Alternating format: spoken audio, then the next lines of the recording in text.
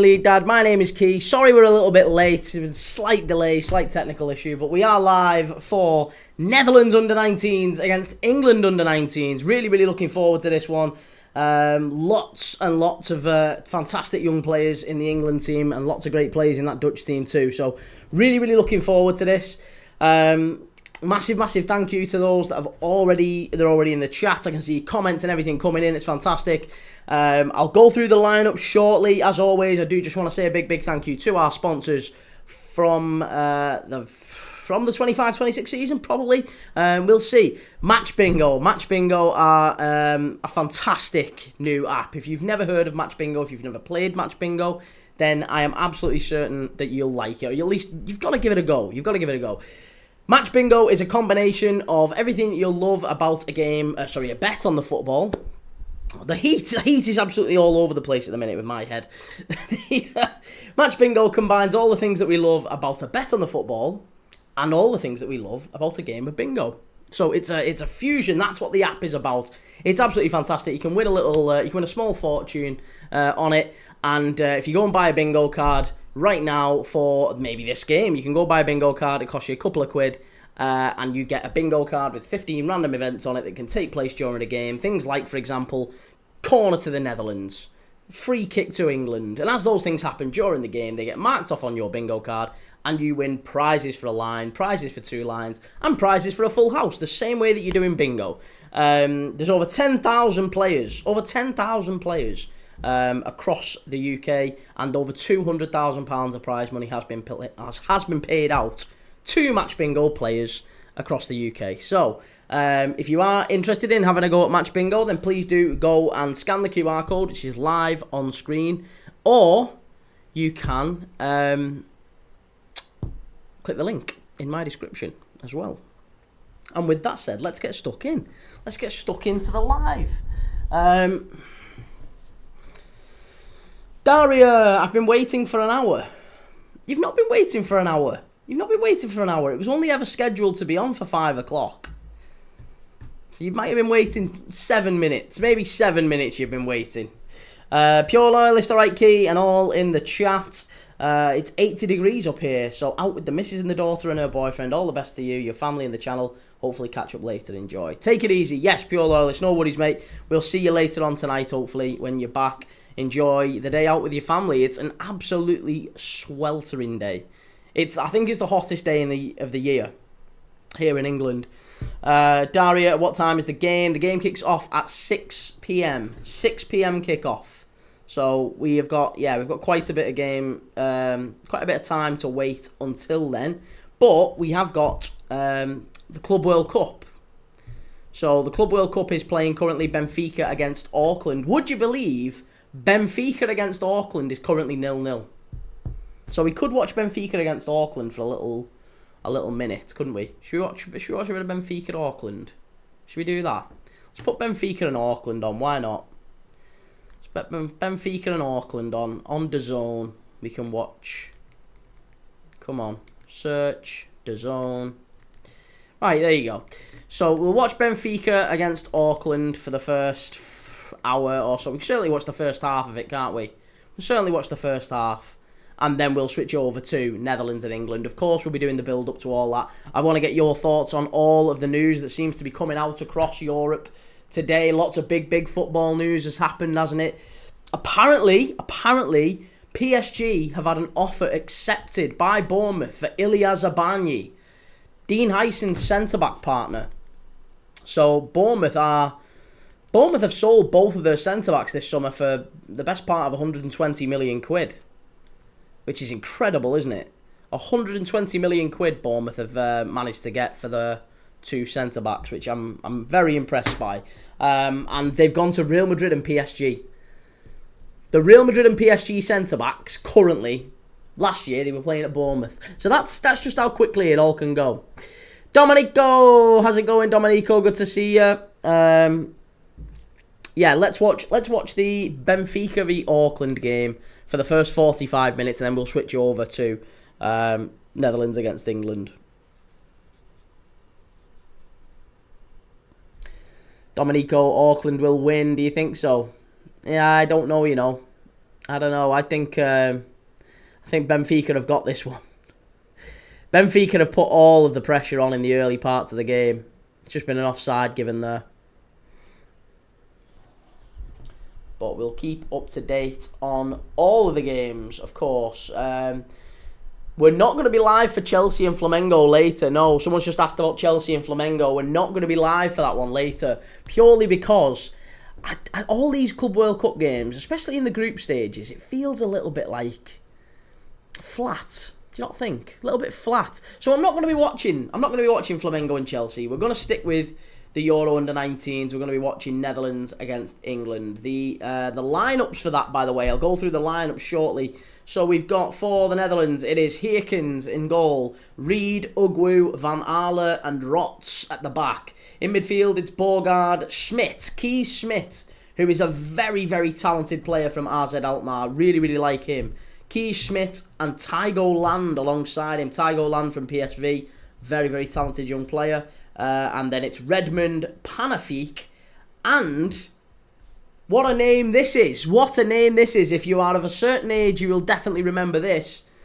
The centre-forward for Netherlands Under-19s is none other than Lucas Vennegoor of Hesselink.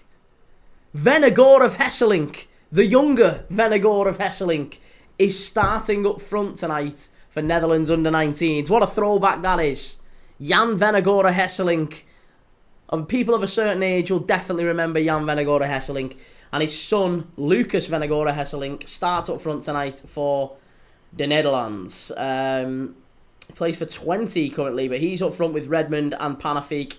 For England, it's Setford in goal, Mafuni, Abbott and Kaporha at the back. Abbott caused absolute chaos in the Germany Under-19s game. He was fantastic at the back. Magoma, Dyer, Watson, Young and Russell Denny in midfield. And then it's Wheatley and Mooker up front. Yeah, Wheatley and Mooker up front. So we've got some high quality players in that Netherlands against England Under-19s game. And I'm really, really looking forward to it.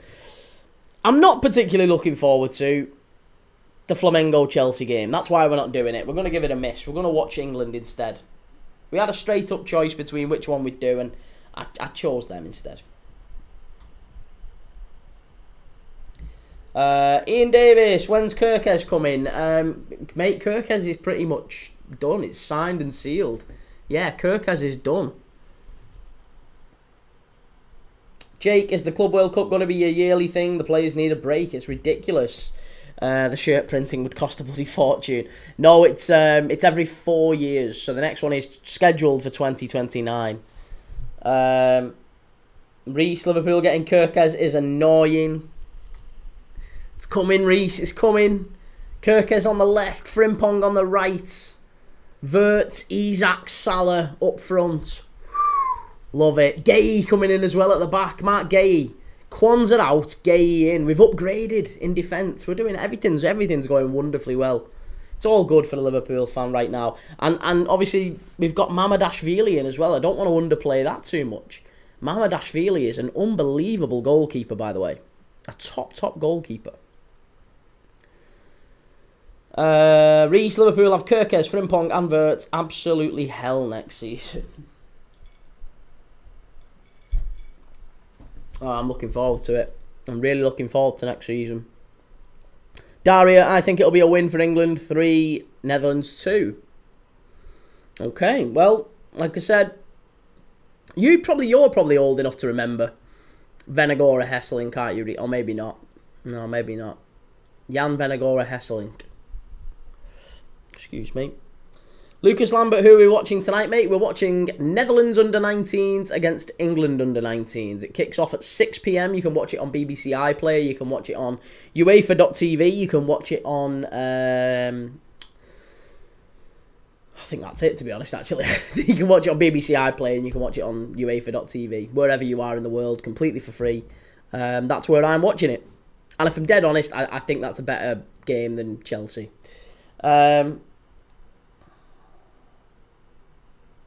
United will probably still think they can win the league, of course. Jake Pike 96, did John Henry get some new investors or something? This is mad. No, mate, we've just had loads of money for a long time. We've just never really spent it. We've had a lot of money to spend. We've just never spent it. Like, we bid not that long ago. We bid for Caicedo, didn't we? We just never spent that money. Like, we spent more big money on. Sorry, we didn't spend big money. We've bid big money. Sorry, we bid big money for a number of players, and it got knocked back. Obviously, there was rumours about Bellingham. There was rumours about Mbappe. The club has proven over the years that it'll go big for the right players. It's just that we've never really been able to close what we would consider to be the right player. So, yeah, I just think it's a case of Liverpool doing their business and doing it very well and being prudent. And, yeah, we've identified players that we like and we've gone for them. And also, to an extent, I also think it's because we're expecting a big chunk of money coming in from player sales. I mean, 40 million for Jarrell Kwanzaa is outrageous, isn't it? 40 million for Jarrell Kwanzaa. We're probably going to get maybe 50 million there or thereabouts for Harvey Elliott. We're probably going to get 20, 25 for Morton, 20, 25 for Ben Doak, 15 for Chiesa, 60, 65 for Darwin Núñez. Maybe Andy Robertson goes. Kelleher's already gone. Trent's already gone. There's probably another 300 million quid worth of cash coming in for Liverpool. So it's not necessarily that we've landed on a load of money. It's that we know there's a load of money coming. I actually think if we sold the players that we're expected to sell and we signed Isak, we'd probably break even for the summer. You know, we're about that level. Jonathan Ronaldo to Real Madrid. Here we go. Reese, I do remember him, striker for Hull. Oh, he did play for Hull, didn't he? See, when I think of Vanagora Hesselink, I always think of him as you know, a Holland striker or as the PSV striker. Marky Bates, what channel are you going to be watching on? BBC iPlayer, or you can watch it on UEFA.tv. Or if you want to watch Chelsea, you can put it on DAZN. They're all free. You can watch them all for free. Botafogo are the real European champions. I am very intrigued by the two Botafogo players who are about to sign for Nottingham Forest. Really looking forward to that. Unknown FRX, which striker do you really want?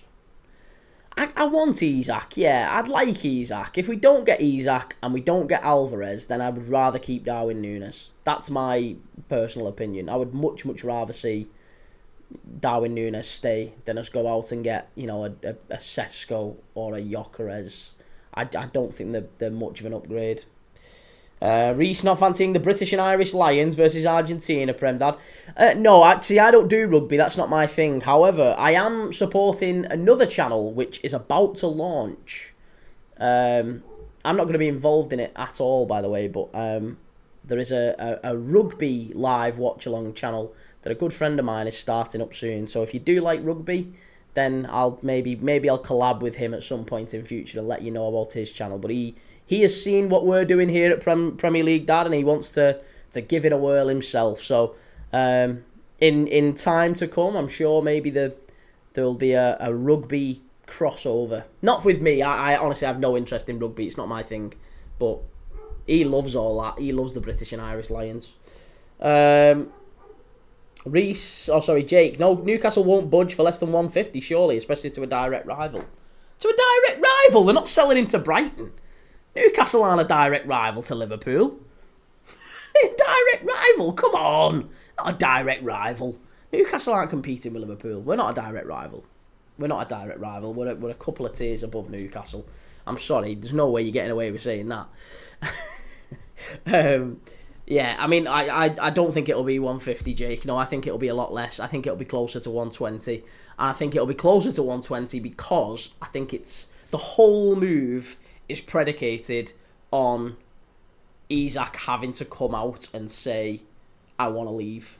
Like, if he doesn't do that, chances are Liverpool don't sign him. Because I think that's what Newcastle will insist that he does. If Newcastle will say he's not for sale, he's not for sale, he's not for sale, he's not for sale, until Isak comes out and says, I want to go. I want to leave, transfer request, makes it very public. And then the club have to sell him, don't they? Then they have to negotiate with Liverpool. And at that point, it probably does end up being around 120. So. Jam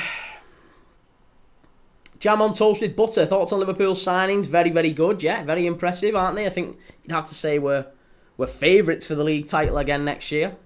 Reece, Newcastle are not a direct rival to Liverpool. Barely in the top 3 rivals to Liverpool. Amy, thoughts on United getting rid of Wilder? Well, but more to the point, I mean, I think that is the right thing. I don't think Wilder was the right appointment for Sheffield United. Personally, I never really rated him, but I think Sellers is an interesting appointment. What do you think about Sellers? I assume, Amy, you're a Blade. So what do you think about Sellers coming in? Reece, Real Madrid are more of a rival to Liverpool than Newcastle. Well, I don't, no disrespect to Newcastle, I just don't think that, you can't, they've won 1 League Cup in 50 years. You can't go around saying you're a rival to Liverpool. Daria, who do you think will win the Under-19s Euros? I honestly think Spain have got a great chance.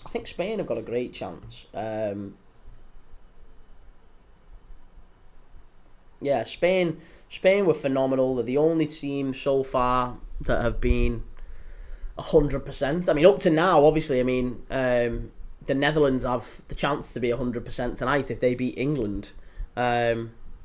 England desperately need to win tonight against the Netherlands. Otherwise, Norway and Germany, one of those two could sneak in.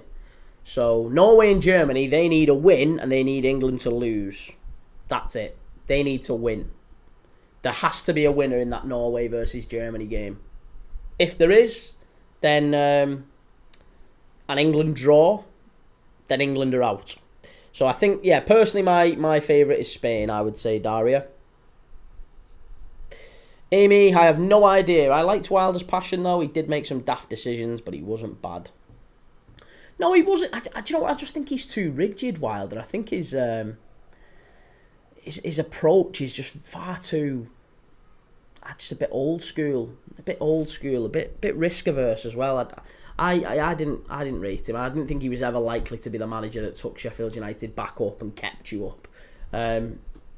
So Sellers I think is maybe a more forward thinking appointment, and it'd be interesting to see how he gets on. I thought he did really well at Hull. Right, here's Auckland of all teams coming forward. Adumi, hi brother, love the consistency. Cheers mate, you know us every single day, live every single day on this channel.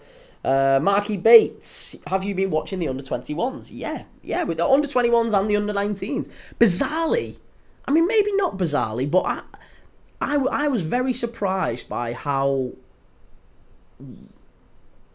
few people are actually watching the under-19s and the under-21s.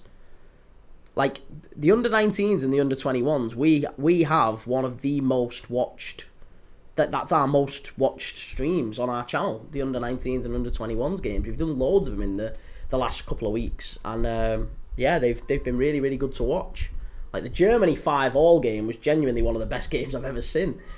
Matt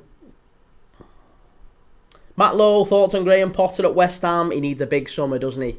He needs a big summer. I don't like the thought about him selling Kudus. If he sells Kudus, I think he's banging trouble. Be intriguing to see who he actually brings in.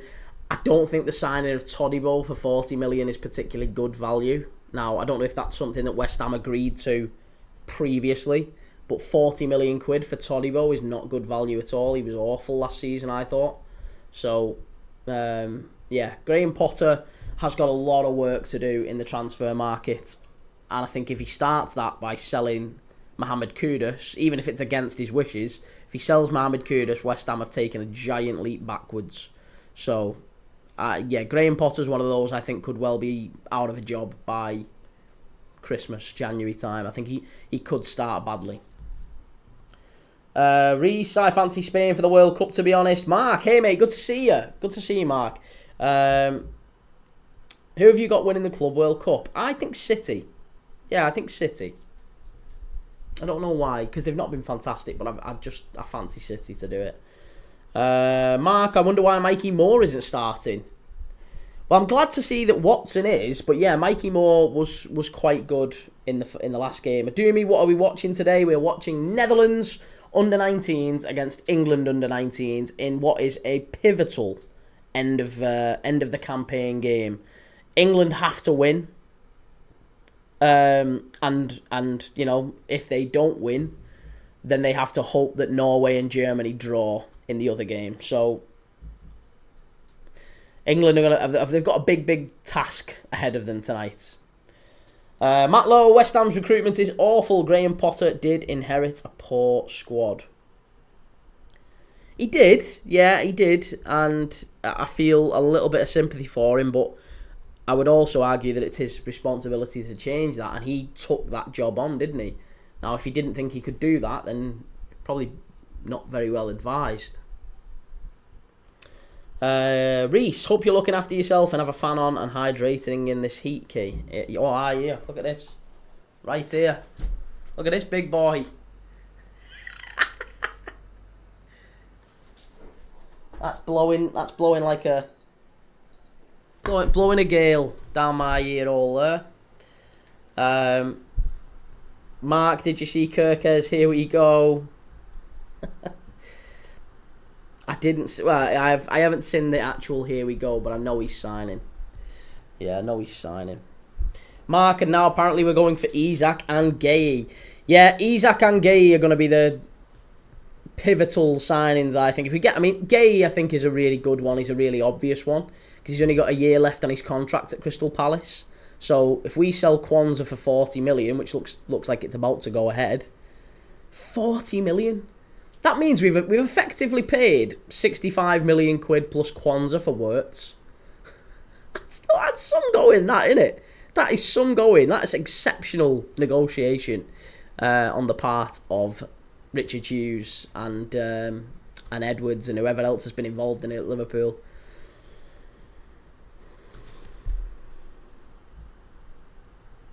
And Isak, I think, is a complicated one, but I think there's some moving parts to the whole Isak thing. And I think those moving parts involve Newcastle securing a striker first. So they don't want to be ripped off by whoever his replacement is, and I imagine it's going to be Brighton. It's going to be João Pedro. So I think they'll go and get the... Remember how Spurs did it? Remember how Spurs did it when they basically kind of behind closed doors agreed a deal for Gareth Bale with Real Madrid, and then they immediately went out on this massive spending spree and they signed, I think it was Lamela, Paulinho. They got all these players. Alan, thank you very much for joining, Alan. Appreciate the gift. Really appreciate that, mate. Yeah, they had Alan. They had not Alan. They had Paulinho. They had Lamela. They had who else did they sign up front? Was it Soldado? They signed all these players, Spurs, and then they sold Bale for like a record, whatever it was, £100 and something million fee. I think that's what's going to happen with Isak. I think Newcastle are going to go out and they'll get João Pedro. They might go and get maybe Elanga. Elanga seems another one that they quite like. Maybe Gibbs White. Wouldn't surprise me if they went for Gibbs White, you know.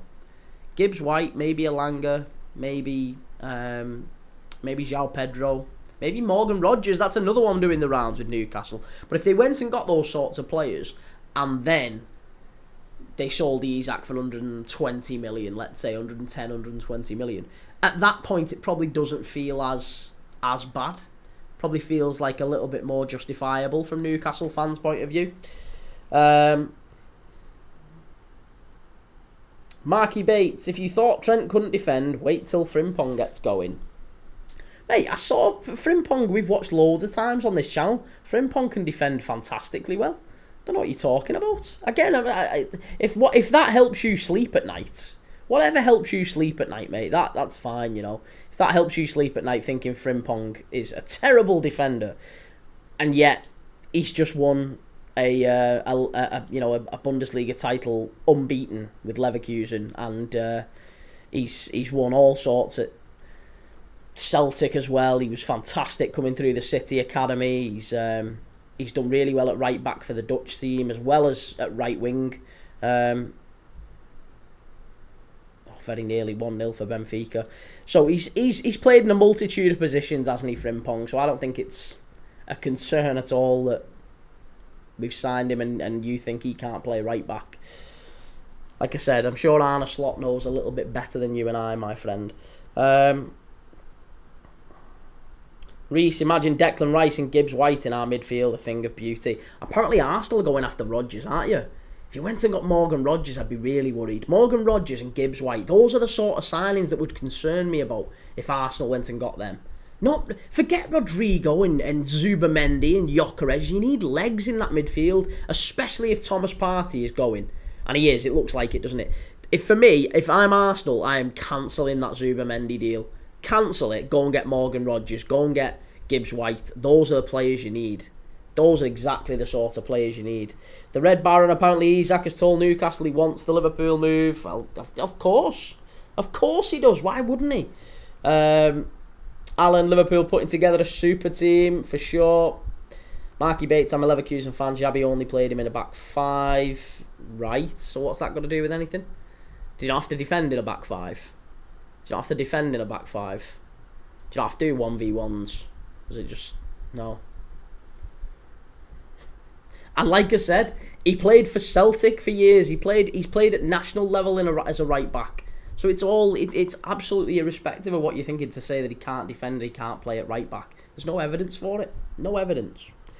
Ostermorg, what about the Gay links? Fantastic. Really like Gay. Really like him. Very likeable player. I think if we can get him in for about the same sort of fee as we sold Jarrell Kwanzaa for, then I feel a lot better about our defence going into the new season. I feel like we've got a bit more backup in there. Reece, I feel Liverpool are building a team similar to the team you had with Salah, Mane and Firmino. I mean, Salah, Wirtz and Isak does seem scary, doesn't it? That does feel very, very scary. Ostermorg, I like the homegrown aspect as well. Him and Collins would be nice. Yeah, Nathan Collins is not one that I am particularly excited about. I think Nathan Collins reminds me an awful lot of the old school centre-backs, the Tarkovskis, let's say, of this world. He's a very good out-and-out centre-back, box defender, but I'm not sure he's all that running back towards his own goal. Do you know what I mean? I think that's the key thing. I would much rather us go and get Jared Branthwaite than Nathan Collins. Reece, hello again. Good to see you, Reece. Reece Crownshaw, I was frightened of that team. Salah, Firmino and Mane when you smacked us 6-1. 6-1? I don't remember us beating you 6-1. Did we beat you 6-1? When did we beat you 6-1? The Red Baron, I like Romero. Maybe we should look at him. I think Romero's on about going to Atletico, isn't he, with Simeone. Ostermorg, he'd be a decent fourth choice, though. Yeah, Collins wouldn't be bad, but are we likely to pay... I mean, what would Brentford ask for him? They're not going to let him go cheap. Not when they're letting Thomas Frank and Bermo and Wisser and... You know, they're letting a few people go all in the same season. It feels like they're not going to be willing to let Nathan Collins go just willy-nilly. So I would imagine it would cost a fair bit to get Nathan Collins. I would rather we went and got someone like Hato from Ajax, or maybe Luke Aber, who plays in the France under-21s. We've watched quite a bit of Luke Aber. He plays for Leipzig, so we could go maybe get someone like him. Maybe, do you know what? Maybe even go and get someone really, really young. Someone like Ordonez from Club Brugge, or Mosquera from Valencia would be a good shout. Maybe even Leopold Querfeld from Union Berlin. Any of those would be fine. You know, some sort of a kind of a young up-and-coming centre-back. Again, kind of in the mould of Jarrell Kwanzaa, but maybe looking for a step up, looking for some more game time. And maybe someone who can step into Virgil van Dijk's shoes when he leaves. James Madison, there's an Mbermo U-turn now. Is there really? What, with Spurs? Is there really? Don't tell me that. Don't joke about that. Don't joke about that, please. Because I am absolutely praying that Mbermo says, on your bike to Man United. I'd love it. I'd love it. London Evening Standard. And Mbermo changes mind over Spurs as Man United submit new bid. What's that? Tottenham. What's the change of heart? Manchester United have reportedly improved their bid for Bryan Mbermo, who is now said to be leaning towards a move to Tottenham. Yes! Oh, please. Oh my God, that would be so sweet if they get that done. Imagine if they get that done. That'll be hilarious. Suli, the lineups are on YouTube, but I'll go through them just before kick-off. It's 20 minutes or so to kick-off. We're just watching the Benfica against Auckland game. It's 0-0. It's absolutely dreadful. I've got to be honest with you. Bayern were about 6-0 up at this point, weren't they? It's 0-0. Benfica are shocking. The Red Baron, Hincapié from Leverkusen. Now he's going to cost a fortune. He is going to cost a fortune. Daniel, can you give a review of the Germany versus England game? The one last night, the under-21s, or not, no, sorry, which one are we on about? The one on Wednesday, the under-21s. Or the one in the under-19s, the 5-all. Which one? Because we watched both of them. There was the Germany 5-all game in the under-19s, which, if I'm really honest, I think Germany should have been out of sight. They battered us in the first half, and they battered us early in the second half, and then it was one of those, kind of like Liverpool against AC Milan. They switched off for 5-10 minutes, and England somehow got like 3 goals, and then it was game on. And at the point England equalise and make it 5-all. After that, it was all momentum. England should have won it. England probably should have made it 6-5. If we're talking about the game where it was England 1, Germany 2. Again, Germany battered us. They battered us. They were 2-0 up. Very, very comfortable. England did nothing all game until one piece of absolute genius from Amari Hutchinson picks the ball up on the left-hand side, drops inside the fullback. Lovely little bit of skill. Nutmeg, gets to the byline, pulls it back. Alex Scott of Bournemouth tapping at the near post. Wonderful goal. And then, yeah, nothing else. So it was 2-1. Germany fully deserved to win it. I think Germany probably deserved to win the 5-all, to be honest. But, hey, there you go. Both very good games of football. AM, does anyone know what time Wirtz is announced? I would have expected it to have already been announced. Nobody knows what time, but I would have already expected to have heard something. I've not seen anything just yet. Suli, is there any Premier League talent in the England U19s game? No, there isn't. There isn't any Premier League talent. There's quite a bit of Dutch Eredivisie talent, though. And I mean, like, top quality. The midfield two in the Netherlands under-19s is Kee Schmidt and Tygo Land. Both of whom I fully expect will be Premier League players in years to come. Kee Schmidt, in particular, very, very good player. Plays for Alkmaar. Really, really talented player. He's done really well, and obviously up front there's Jan Venegora Hesselink, his son Lucas Venegora Hesselink, who you might remember. Lucas Venegora Hesselink, he plays for 20. He starts up front for the Netherlands. For England, I mean, you've got Zach Abbott, who's the captain. He plays for Nottingham Forest.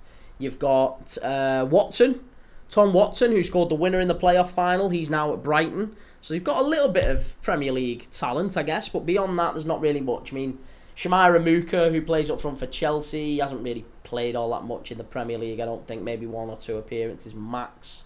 So, yeah, I'm not sure. There's an awful lot really there to look at. Gow, good to be back, lad. We thought why has no one gone in for Grimaldo? I think he's a bit too old, isn't he? He's the wrong side of sort of 26, 27, Grimaldo, isn't he? Daniel, I guess both. I didn't know they played under-19s as well. Yeah, under-19s played on the Tuesday, and the under-21s played on the Wednesday. It was a really, really good couple of nights. Reese, Mo, sorry, is this the Euros?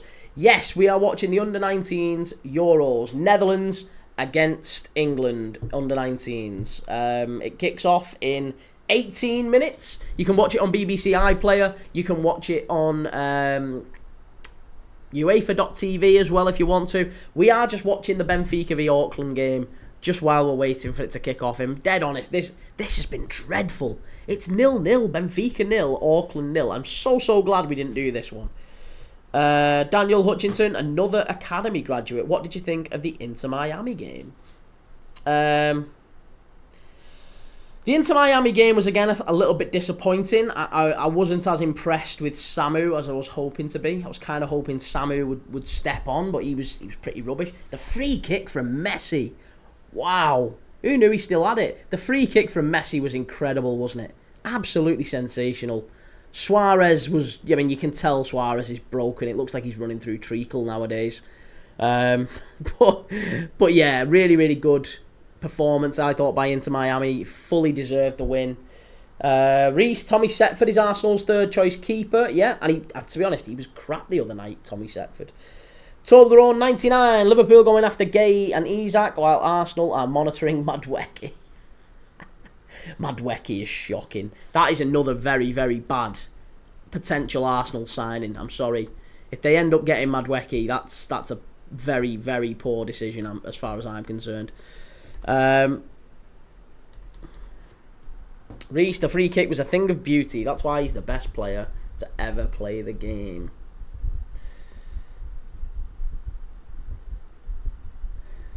Come on, let's get a goal before we switch it over. Benfica whip it in, chance. Must be. Is it one? It is one. They've given it. Have they give it? No, I think the keeper's been fouled. He's given the foul, hasn't he? Yeah, he's given the foul.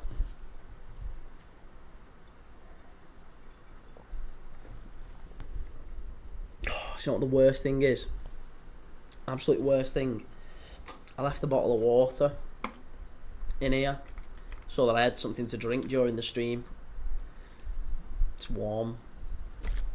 I have to have warm water. Minging that.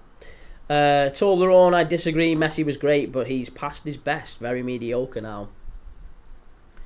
I mean, he created the game's 2 best chances and he scored the best goal in the game. So I agree with you that he's not what he once was, but I still think you'd probably put him in a decent Premier League side and he'd do okay.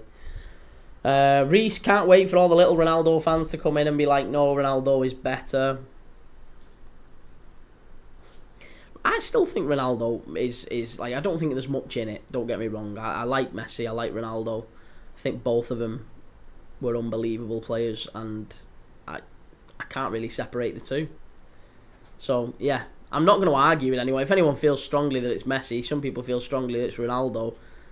For me, I don't really feel strongly either way. I guess they're just both fantastic players. Toblerone, Arsenal, every time you get closer to becoming great again, they take steps backwards.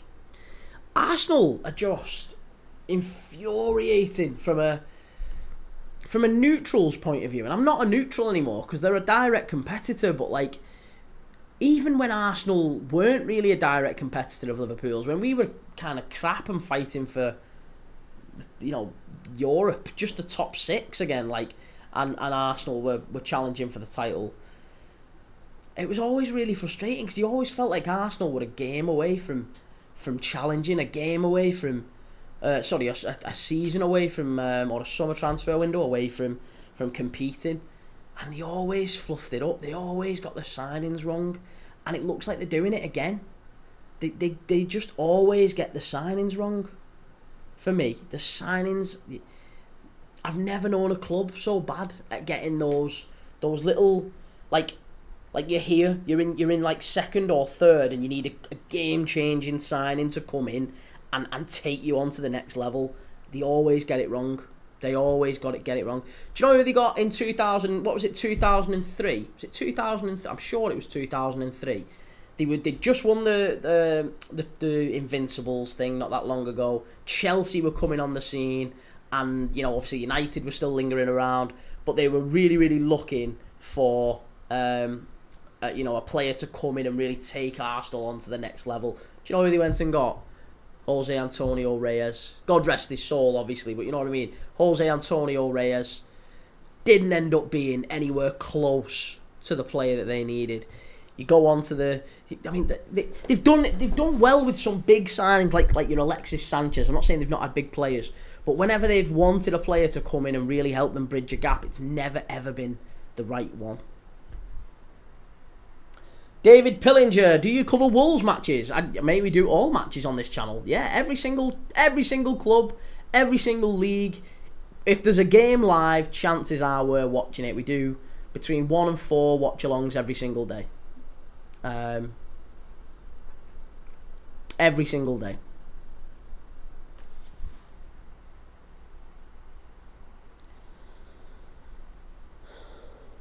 Daniel, what do you think of Messi no longer having a personal bodyguard? Well, I don't know. I didn't know that was the case. I mean, obviously he feels it's not required anymore. Ostermorg, I don't get why Arsenal keep going for Chelsea players as well, it seems. That's true. Chelsea players go for Arsenal players go to Chelsea, don't they? Happens a lot, that. Happens a lot. Sterling goes back and forth. Benayoun. Who else is back? Gallas.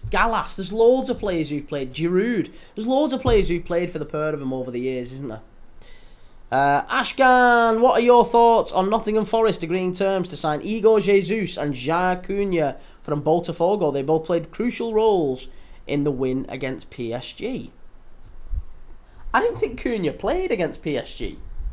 I know Jesus did. Because he's been brilliant, hasn't he? He's done really well. But as far as I was aware, I didn't think he played. Oh, he did, yeah. Jair, the centre-back, isn't he? Centre-back. It's a risky move, I'll say that. It's a very, very risky move. Because Jair, you've signed, and he's only played, I think, 10 games for Botafogo.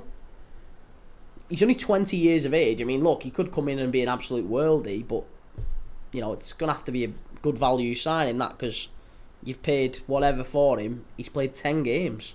10 games and you've gone and paid big money for him. And then you look at Igor Jesus. Igor Jesus is 24. And his goal record at Botafogo isn't fantastic. He's got 27, 37. He's got 9 goals in 37 games for Botafogo.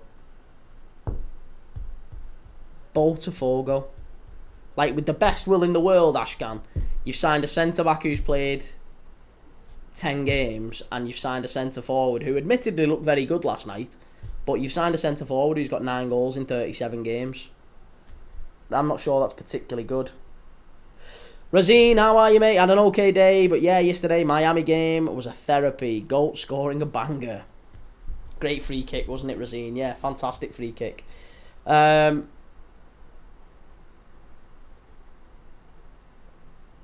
Wrestling gaming videos. What striker do you think Liverpool will get? You reckon they try with Isak? Yes, I think Isak is Liverpool's next big target for sure. Daniel, if you're infuriated as a rival, imagine being a fan of the club. Yeah, well, I can imagine even more so. Reese, Daniel, facts as an Arsenal fan, you can just predict when we're going to capitulate. Toblerone, Arsenal never take the opportunities that open. How many titles have they let slip? It's even things like, I think back to when we played Arsenal in the FA Cup final. The amount of... Oh, that's a pen. All day, that's a pen. It's going to be a penalty to Benfica here. Yeah, I think back to Arsenal playing us in the Michael Owen FA Cup final, 2001. They threw that away. Like, Owen snatched it back for us, but they absolutely threw that away. Jake Pike, who is your all-time favourite non-Liverpool player, mate? Ronaldinho is my all-time favourite. Maybe Batistuta is a very close second. I really liked Batistuta. If we're talking just the Premier League, I'd say... I liked Bale, yeah. Struggling. Henry was great as well. It's tough. It's really tough. David, thanks. I'll follow you when the season starts. Cheers, David. Thanks, mate. I mean, you can go and check us out on YouTube as well. Most people do start out on TikTok and gravitate over to YouTube at different points.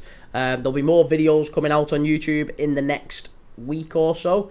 So I've got those all queued up. Razine, what is Igor Thiago now? He was a striker for Brentford, paired with Tony. Yeah, Igor Thiago came to Brentford and then got a massive, I think, cruciate, didn't he? Daniel, the bodyguard, was provided by the club. He would tackle pitch invaders trying to get to Messi. Reece, Giroud scored one of the best Prem goals I've ever seen. Is that the scorpion kick? Reece, better goal and assist record than Darwin. Behave yourself. Reece, do you think Kaka gets the appreciation he deserves? Because I don't. I was blown away by Kaka in the 2005 Champions League final, but I will say that's probably the only time that I was like mesmerised by him. I think he was very, very overrated. Same as Neymar, to be honest. Neymar and Kaka get nowhere near for me. Angel Di Maria scored to put Benfica 1-0 up after 51 minutes against Auckland. That's shocking. Shocking. They've needed a penalty in nearly an hour to beat these part-timers. They should be ashamed of themselves.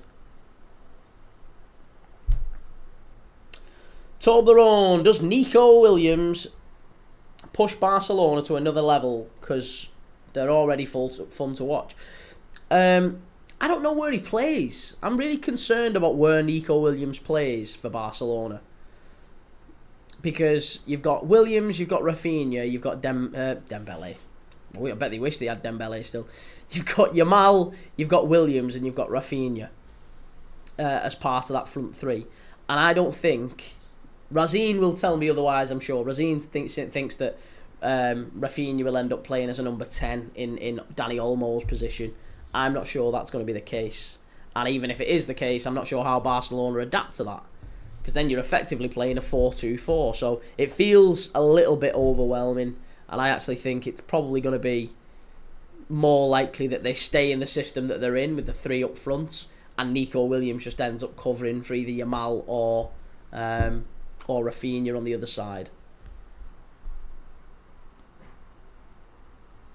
Ben Kaka ran United ragged in Europe for AC. He did all right. Yeah, he did okay. He did okay the game at Old Trafford, I remember. But I think the thing is, I think with Kaka, he had a very, very short peak. A very short peak. And I don't think his peak was anywhere near as good as maybe he was professed to be. Marco, are you watching Chelsea? No, Marco, we're watching Netherlands Under-19s against England Under-19s. That is the game we're doing. Twisted Fate, man, I feel bad for the Auckland keeper. Razine, hope Poole won't sign Isak because we are so ready to buy him next year's transfer window because Lever's got one more year on his contract and we can generate more in next year. He would become more unaffordable. Well, it's half-time here. We're about to switch over to the Netherlands and England Under-19s game. You can watch it if you do want to watch it with me on BBC iPlayer, or you can watch it on UEFA.tv. Adam464AD, will Gay leave this summer? Yes, absolutely Gay is going to leave. He's got 1 year left on his contract at Crystal Palace. Liverpool are desperately pushing for him. I think for sure Mark Gay comes to Liverpool. I'd be very surprised if he doesn't now. He's an obvious replacement for Jarrell Kwanzaa. Ben, Neymar and Kaka completely different players. It's like saying Reina over Finnan. No, I'm not saying Neymar and Kaka. I'm saying they are equally overrated and they're both Brazilian. So that's my tenuous link. I'm not comparing them as players, just their legacy. That's it.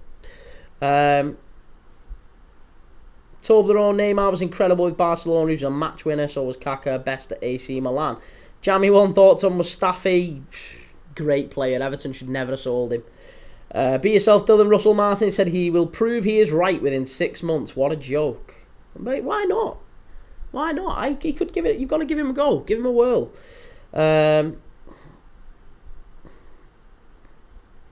Lucas Lambert, what is this game on, mate? Sorry, BBC iPlayer, or you can watch it on UEFA.tv.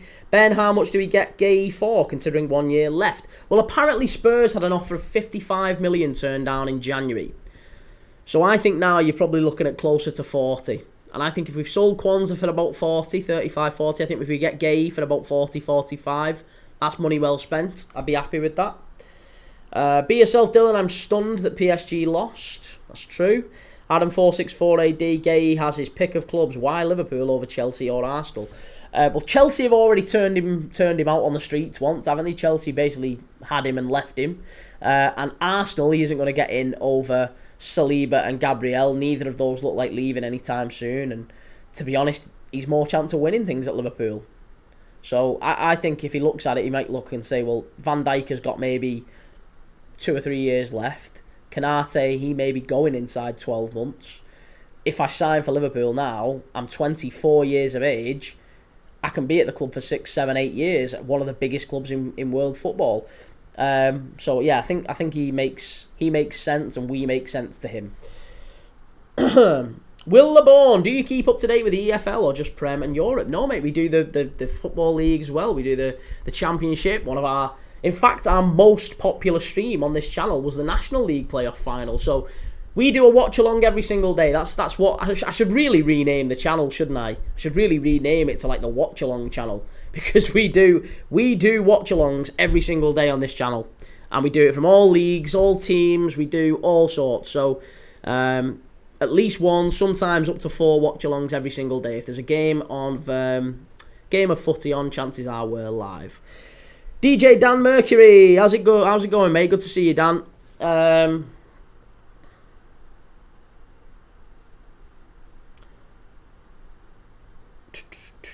1 second. Pablo, Gay to Spurs. That'd be a bad move for him. I'd rather have Chalobah over Gay. Chalobah. Page, football is the best. I'm kind of happy Liverpool won the league. I hope they do next season too. Nice. And I hope West Ham kick on and get back up the table as well. We like West Ham. Razine, I'd reckon Footy Dad as a new name. Something tells me that one's already taken. Toblerone, Hyson from Bournemouth was the big slip. Should have tried for him. Well, what about this news today? Hyson has gone to Real Madrid, obviously, for, what is it, 60 million quid, there or thereabouts. And Zabarnyi, his centre-back partner, has signed, or is about to sign, for PSG for 60 million quid. So the two Bournemouth centre-backs have gone for around about 120 million quid combined. The pair of them, Real Madrid and PSG centre-backs next season, played for Bournemouth last year. How mad is that? How mad is that to think? Twisted Fate, let's watch all the footy, Dad. Yeah, to be honest, I need to maybe rethink the name. Do you think Van Dijk retires at Liverpool? Maybe, yeah, maybe so. He's got 2 years left on his contract, and I think we probably give him another one after that if he's still as good as he is. BCFC Benji, thoughts on Kyogo, ex-Celtic striker. I posted a tweet, or tweeted about this earlier today. Yeah, Kyogo put my teeth back in. Kyogo to Birmingham. That is a really interesting move for Birmingham, isn't it? And after how prolific he was at Celtic, you've got to say, I think it's a wise move, to be honest. I think that's a very wise move on Birmingham's part. Ben, got the feeling Potter first gaffer sack next year. Pablo, what's wrong with Chalobah, Chelsea's best centre-back? Is this the same Chalobah that you forced out of the club? Is it that Chalobah that you didn't give a shirt number and all that sort of thing? Can't be that good. Manager doesn't rate him. Manager does not rate him at all.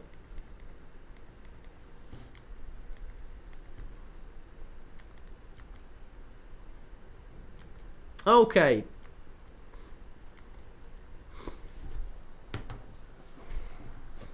Toblerone, Bournemouth to get relegated. Listen, Bournemouth will go out there and get some more fantastic players. Their scouting network is incredible. Ostermorg, I always thought Zabarnyi was better, to be fair. Thought he was underrated. Well, he was a very talented player for sure. Right, we are about to kick off here. We're about to kick off in Romania for Netherlands against England in Bucharest. It's at the Superbet Arena in Bucharest. A pivotal game, this one, in the group stages, and we're off and underway. I'll go through the lineups very, very quickly again. In goal for the Netherlands, it's Heerkens, Reed, Ugwu, Van Aale and Rots at the back. It's Bugard, Schmidt and Tygo Land. That's two to watch out for there for the Netherlands. Schmidt and Tygo Land. Then it's Panafiek on the right, Redmond on the left, and Lucas Venegor of Hesselink at centre forward. A name we might remember there.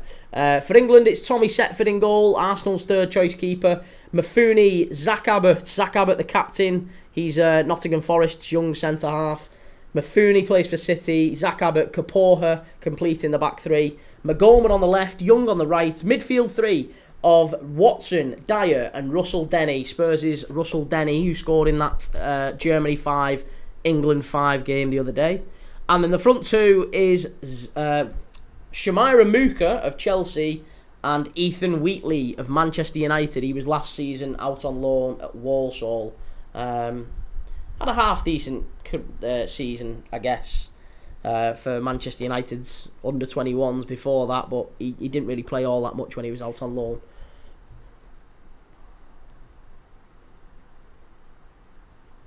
C460798, is this the R16? No, it's not, mate. No, it's the group stage. So England desperately need to win this game against the Netherlands. They have to win against the Netherlands. If they don't win, there's a very good chance that Germany or Norway, in the other game in this group, Germany are playing Norway right now. If Germany or Norway win that one and England fail to win, England are out of the Under-19s Championships. Joseda, Atleti shirt cost. I'm not selling it, Joseda. They're not for sale. I mean, if you want to, I'd happily, if you want to make an offer, fine. But they're not there because I'm trying to sell them. They're just there because I like shirts. C460798, deadly finisher that Wheatley. My brother played him. He's at Burnley. Oh, nice. Okay. Twisted Fate, I'm surprised nobody has gone in for Belaber, although I get they also may not want to precisely, because it's Brighton they've got to deal with. Yeah, I mean, Brighton, they're going to make any deal for Belaber incredibly difficult, aren't they? But a talented player for sure, I would have to agree with you. Razine, see the case in City most of the time.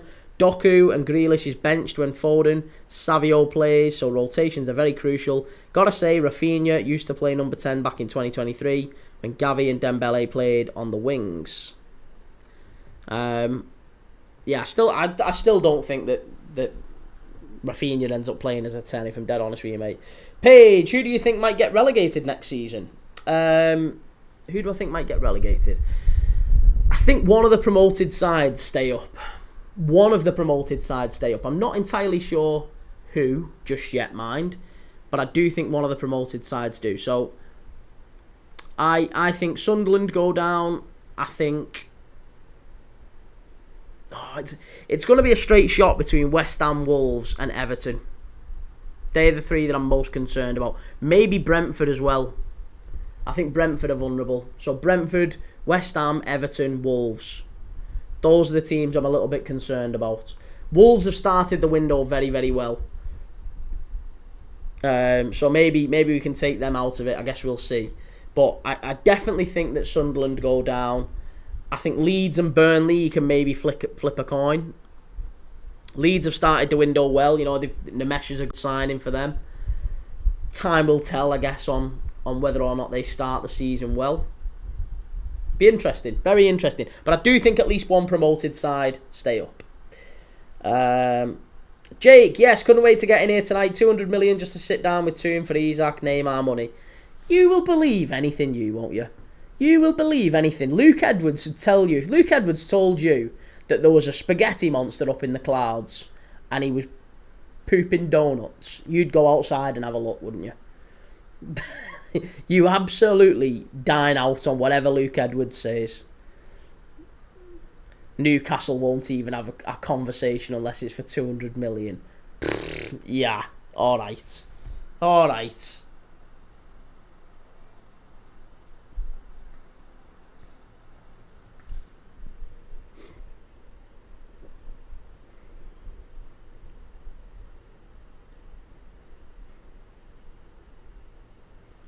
Twisted Fate, wouldn't anyone? Yeah. Gav's highlights, good to see you, Gav. How's it going, mate? Hopefully a better night tonight with no issues. If there is, I'm guessing it is the heat again, because Christ, it's even hotter today than it was yesterday. Really frustrating. Jake, I said this weeks ago, I just don't believe everything the Liverpool Echo says. This was told weeks ago on both sides. Nothing has changed. Alright, okay. Well, like I said, when we come and take your best player off you, we can come in here and have a nice little friendly chat. Be all nice. DJ, didn't you know that spaghetti grows on trees, mate? I remember that April Fool's thing that the BBC put out, didn't they? Spaghetti plants or spaghetti trees. Andrew Main, I have a random fact. My granddad who passed is related to centre-back Colin Hendry, ex-Blackburn Premier League winner. He had a lovely, luscious mane, didn't he, Colin Hendry?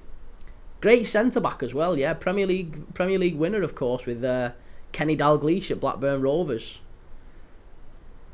Great team, that Blackburn Rovers team.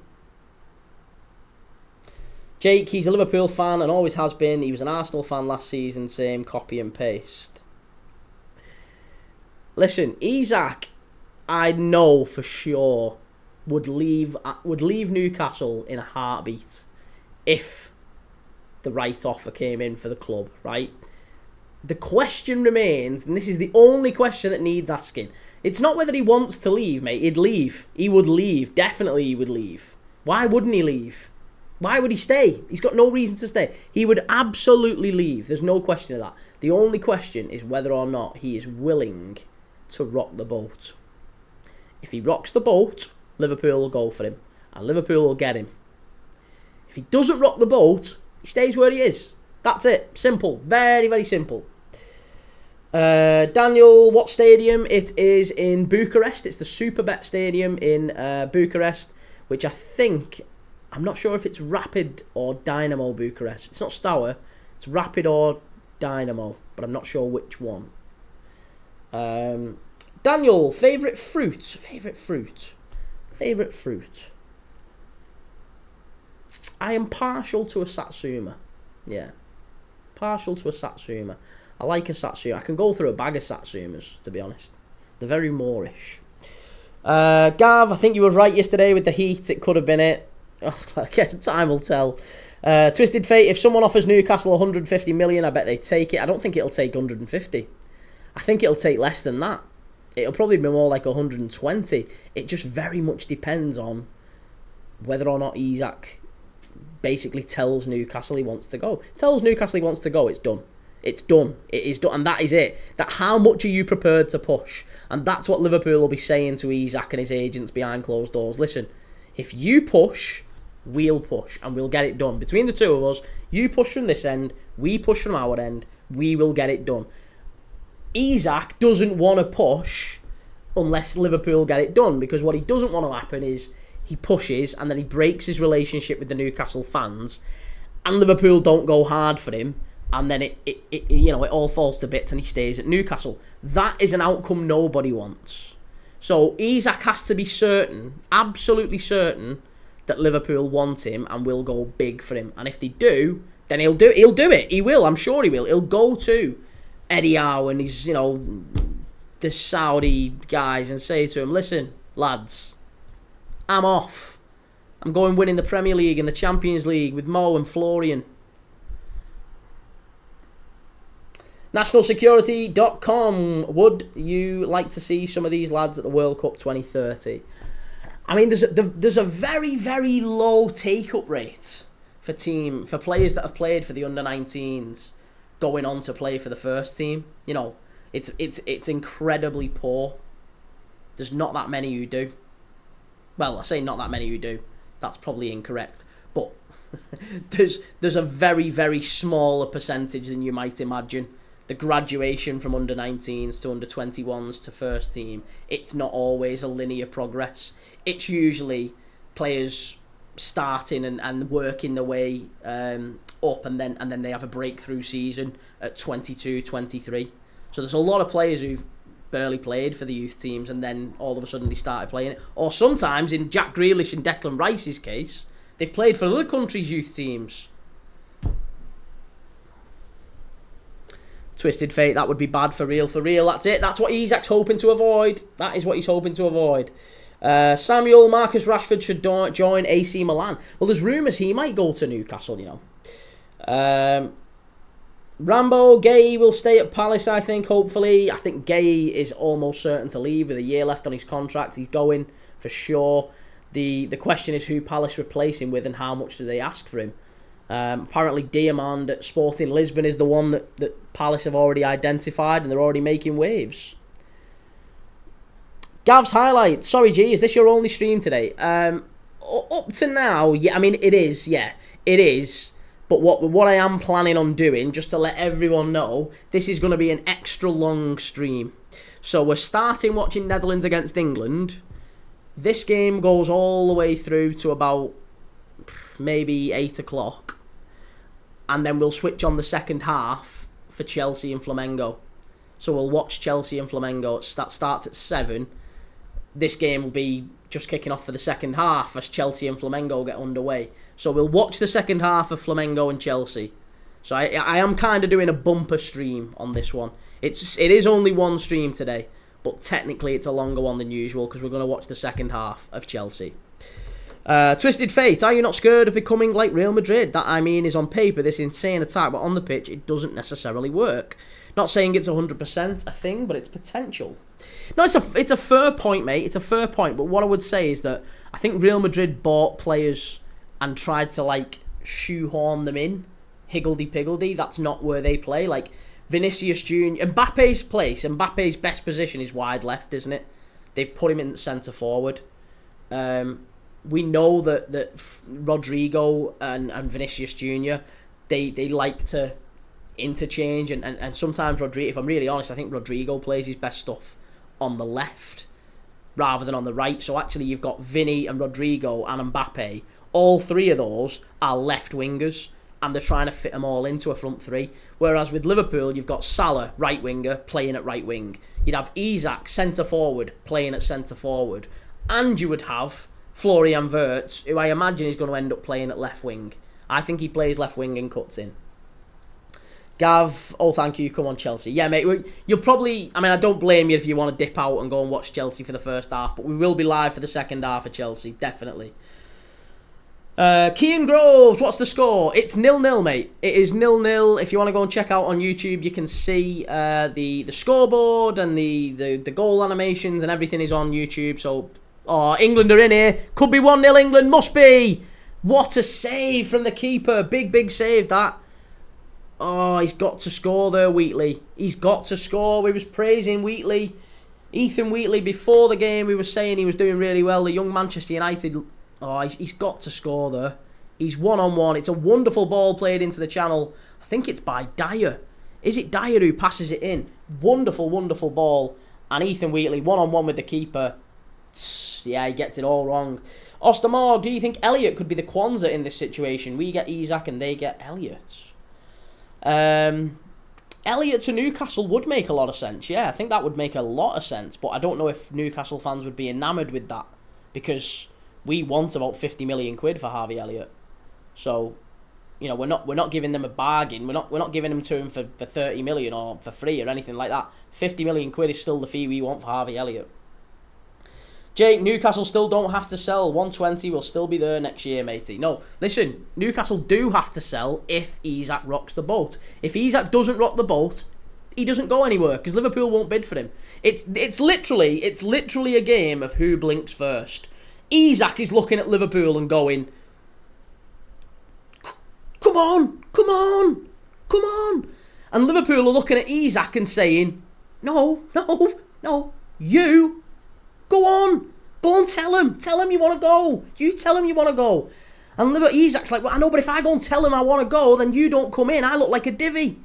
You've got to give me some reassurance. So that's what's going on right now. That is what's going on. Isak and Liverpool just having a little...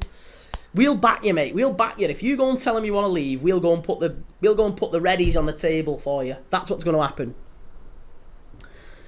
Cheers, Gav. Thanks for that, mate. Appreciated. As always, good to have you in the chat. Newcastle want better pedigree than Elliott. He won't hit Murphy numbers. Mate, Harvey Elliott is thrice the player. Bobby, few red cards tonight in Boca and Bayern.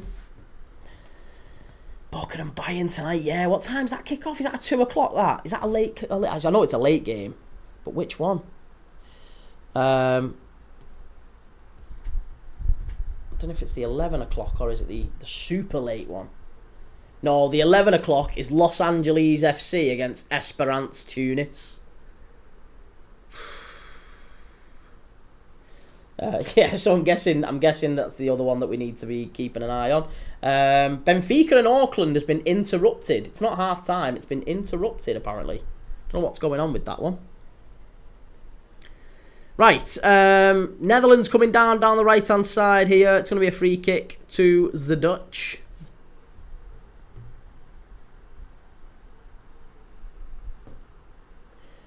$2 a.m, yeah. Jake, he's walked into the tune negotiating a new contract, mate. This is all just fantasies. I think you're gonna have a very, very difficult time accepting this, Jake, when it happens, you know.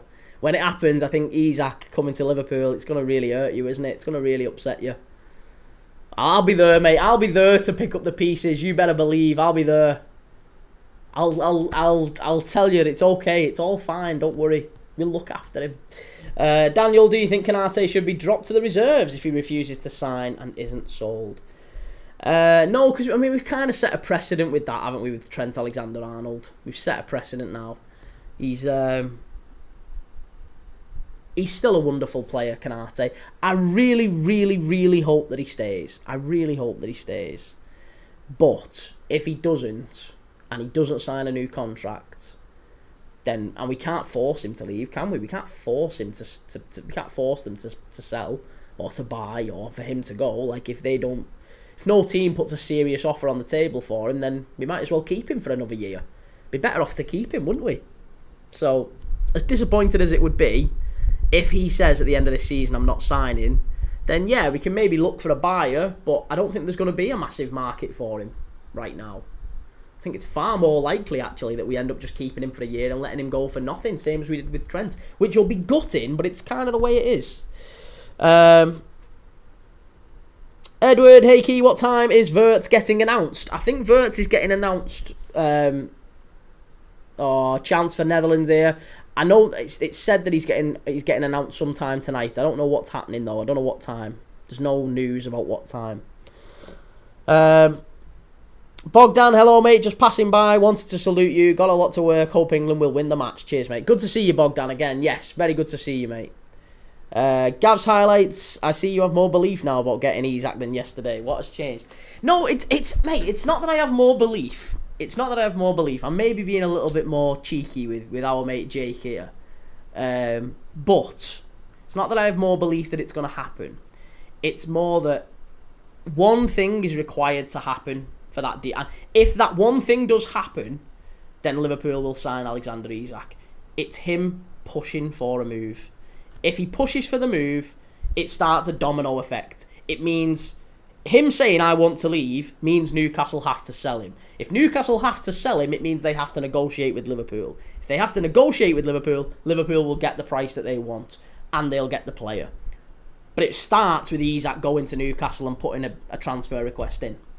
For him to do that, he needs reassurance from Liverpool, doesn't he? He needs to know that Liverpool are like, we will back you, mate. We will put the money down on the table if you go and show the cojones. If you go and show them that you want to leave, we'll be there for you. Don't worry. We're not going to leave you hanging.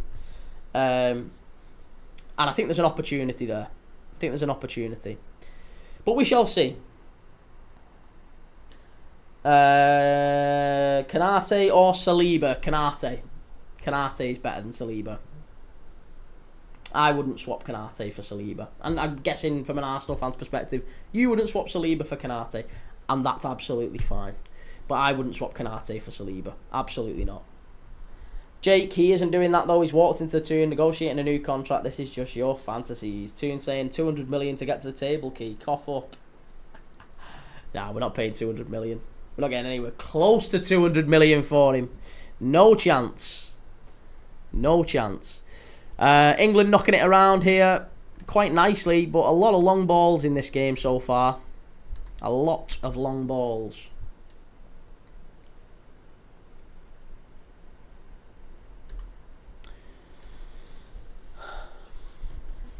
Don't forget, if you haven't yet, please do like and subscribe. I will be live every single day over the next couple of months until the season starts. We're live every single day on this channel doing watch-alongs, and also we've got some videos coming out. A new, I think is it 12-part series.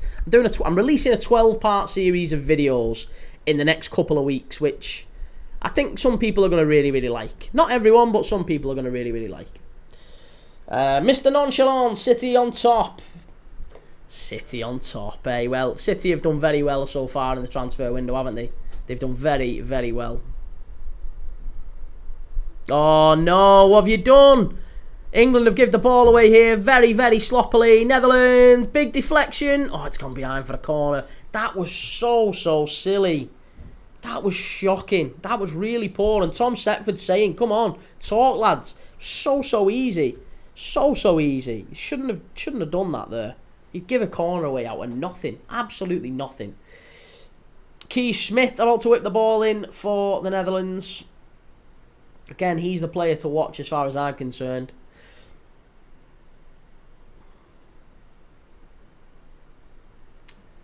Ball whipped in. Oh no, it's gone short. He's played it short. Back to Smit. Oh, what did I tell you? What did I tell you about that young man? What a wonderful goal that is. 1-0 to the Netherlands. It was so easy. So easy. Ball was played short to, I don't know who it is. Which is it? Maybe Borgaard. It was the other midfielder. Played short to the other Netherlands Under 19 midfielder. He rolls it back to the corner taker, Kee Smit. Kee Smit is a player we've been talking about on this channel, identifying him as a player who is going to be one of the next big things coming out of the Netherlands. He plays for Alkmaar at the minute. Very good young midfielder. And he's just scored an absolute worldie. Short corner, rolled back to him, curled it in. That was Kevin De Bruyne at his absolute best. Very Kevin De Bruyne-esque from Kee Smit. Great goal. 1-0 to Netherlands. And England should have been one ahead. They're now one behind. Gavs, you would have to pay around 150 for him, not 200 million. That's crazy. I don't think we're going to have to pay 150, mate. I don't think it'll be 150. I think it'll be a lot less than that. Edward, it's absolutely boiling today. You're going to Ibiza as well, aren't you? It's going to be even hotter for you. But it's a different type of heat, isn't it, I guess, in Spain. It's nicer in Spain.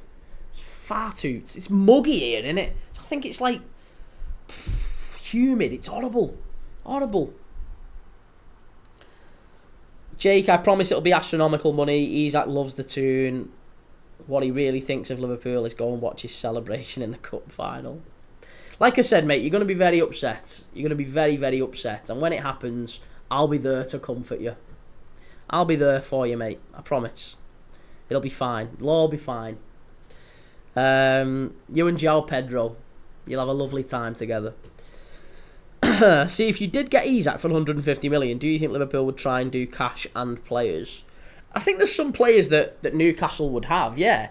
I mean, if you look at the sort of players that Liverpool are trying to get rid of, I think there's some players in there that, yeah, they'd go for Newcastle. I think Harvey Elliott, yeah, is certainly one of them. I think they'd probably take a look at Tyler Morton as well. I think Tyler Morton's definitely a Newcastle type of player. Very good player he is as well. So maybe Tyler Morton, maybe Ben Doak. They need a right winger. I mean, Ben Doak was up at Middlesbrough last year, so he doesn't mind it up in the northeast. And he was one of Middlesbrough's best players. So maybe Ben Doak, maybe Tyler Morton, maybe Chiesa. Chiesa's a lovely guy as well. But yeah, man, there seems to be a few players that I'm sure Newcastle would take a look at. I tell you, they would take a look at.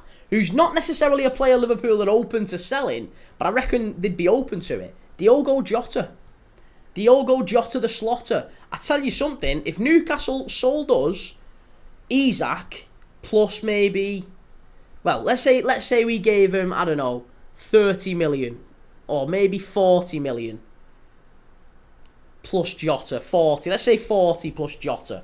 40 plus Jota. That is a great deal for Newcastle. That is a wonderful deal for Newcastle. And that replaces their centre-forward then, doesn't it?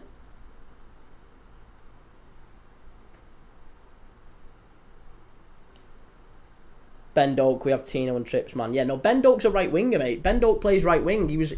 Ben Doak had, I think, in the top 5 leagues in Europe, at some point, I can't remember what it was about February time that this stat came out. He'd been to Borough on loan, and by February, I think he had the most successful dribbles into the penalty area of any winger in Europe. Like, he was unbelievable at Middlesbrough. Absolutely fantastic player. And he's still really highly thought of. He just needs game time. Everton are really chasing him.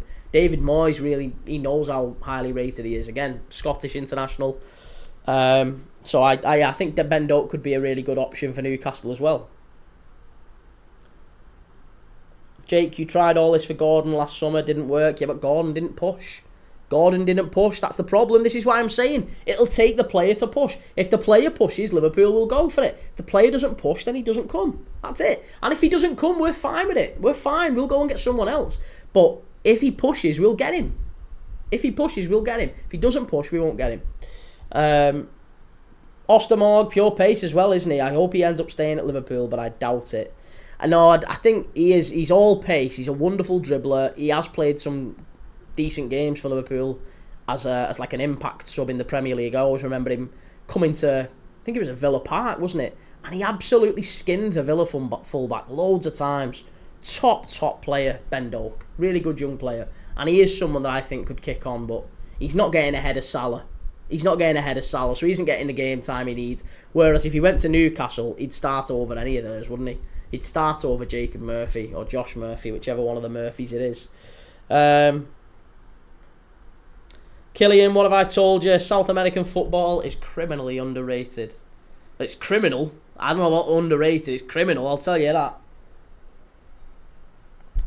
Jake Gordon's a Liverpool fan too. Isaac won't push, but going wrong at the tune, it's all great. Yeah, I think you might be in for a slight shock there, Jake. Twisted Fate. It annoys me that United's academy creates an abundance of talent, but lately we just can't seem to nurture them well enough. I actually blame our club for Garnacho's attitude and Rashford's drop-off, etc. Well, United's academy, I think there's a lot of issues with apparently at the minute. I mean, the academy director, is it Nick Fox, has just left and gone to Everton. He's been at United for the best part of 3 or 4 years, restructuring the academy, and has been responsible for, obviously, the likes of Garnacho and Mainu and various others being identified and coming through, and Greenwood as well within that, I think, at the time. So there's a lot of players that he's played a part in coming through, and it feels like United have now gone a slightly different way, that they're not necessarily nurturing their own academy, because that's far too expensive. They're now buying up young players, aren't they? They've gone and got, like Toby Collier, for example, from Brighton. They went and got Aiden Heaven from Arsenal, plus Chido Obi from Arsenal.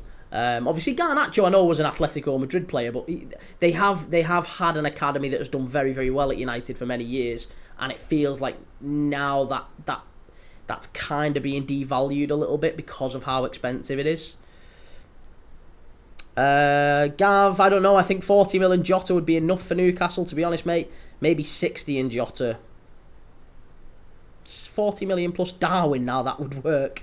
No, you're not getting Darwin. I don't want Darwin to go to Newcastle. But yeah, Darwin for Isaac. I think that'd be more like 30 million maybe. 30 million plus Darwin. He's so good, Darwin Núñez. So good.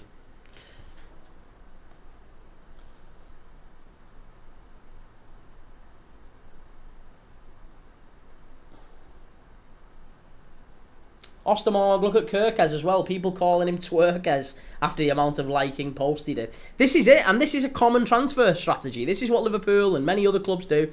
They will say to the player, listen, can you just apply a little bit of pressure internally? Because it helps us in negotiations. It helps the transfer, one, move faster. Because if it's moving faster, that's in your interests. Means you're not in limbo. You're not having to go back into training to a place where... Imagine, honestly, do you know what it must be like as a footballer? This is what we don't often think about as us mere mortals. We often don't think about it. But imagine going into work. Imagine going into work on Monday and handing your notice in and telling your boss, listen, I don't want to be here anymore. I'm going working for one of our competitors down the road. They do exactly what we do, but I'm going working for one of them and taking all the information I've learned here. I'm going to go and work for one of them. Imagine you did that to your gaffer, and then you had to keep coming back in for the next however many months until the new competitor had sorted out your contracts or whatever.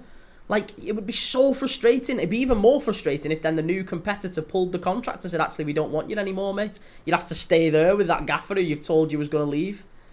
That's what players are a little bit concerned about, and that's why players want the reassurance from the clubs that, look, if I go for it, are you going to go for it?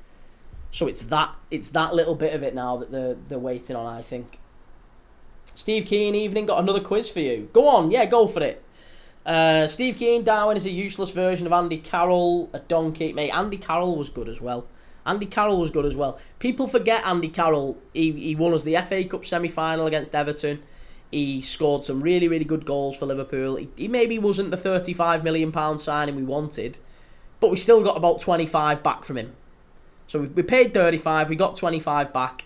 We didn't end up losing a massive amount on the deal. And if I'm dead honest, I think the goal against Everton was worth all that. And he really should have had a goal, 2 goals in the FA Cup final against Chelsea. That goal that that save from Czech, I think that was over the line. I think it was over the line, I really was. And like I said, once we sign Isak, we'll sign Isak. Newcastle can keep the 35 million that we paid for Andy Carroll. You know, they've ripped us off before, so Isak, we'll do a decent deal with him, I'm sure. Twisted Fate, hopefully it's just Sir Jim's way of getting United to a point of being debt-free again. But who knows with this club, the future terrifies me. Well, I mean, I think he's just reducing cost everywhere, mate. That's the problem with Jim Ratcliffe at the minute. He's reducing every expense at the club, irrespective of whether it means in the short term it's the right thing or in the long term it's the right thing. It's just like, right, how can we cut costs? What can we do to cut costs? And they've made loads of people redundant. They have loads of people have left the club. I'm talking people who have worked at Manchester United for 30, 40 plus years have all left inside the last 12 months. There's loads of them. Absolutely loads of them. And that's why it's changed as a club. The whole club has changed. It's quite sad, really. Quite sad. Twisted Fate, as a rival, Andy Carroll was criminally underrated. Yeah. Rigo Garcia, the game. We're watching it, mate. Netherlands 1, England 0. 33 minutes on the clock. Samuel Paul Smythe, do you watch Harry Potter? I've watched him. Yeah, I've watched him. Ball in for England, whipped in, near post, flicked on by the Netherlands and away. Steve Keane, it's the alphabet again, but you've got to name animals, and another is to name 2 teams, but you can use Europe. Animals, Jesus Christ. Rigo Garcia, is the game over? Or WTF? What are you on about? The game's on, it's here. The game is on, Rigo. The game is on. Don't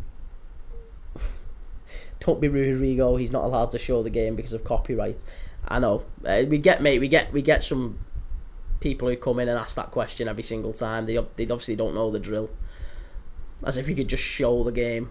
Yeah, BBC are absolutely fine with people just broadcasting their stuff for free. Yeah, no problem with it. Jake, I think this is funny, Key. I've learnt lessons here. If Isak does stay, will you be gutted? No, not really. I won't be gutted. Like I said, I think Netherlands. I think Isak has he's got a job. I think he wants Liverpool more than we want him. I really do think that. I think Isak wants the move more than Liverpool want him. But we do want a centre forward. Like, if I'm dead honest, mate, I actually think what's happened, and I think this will all come out in time.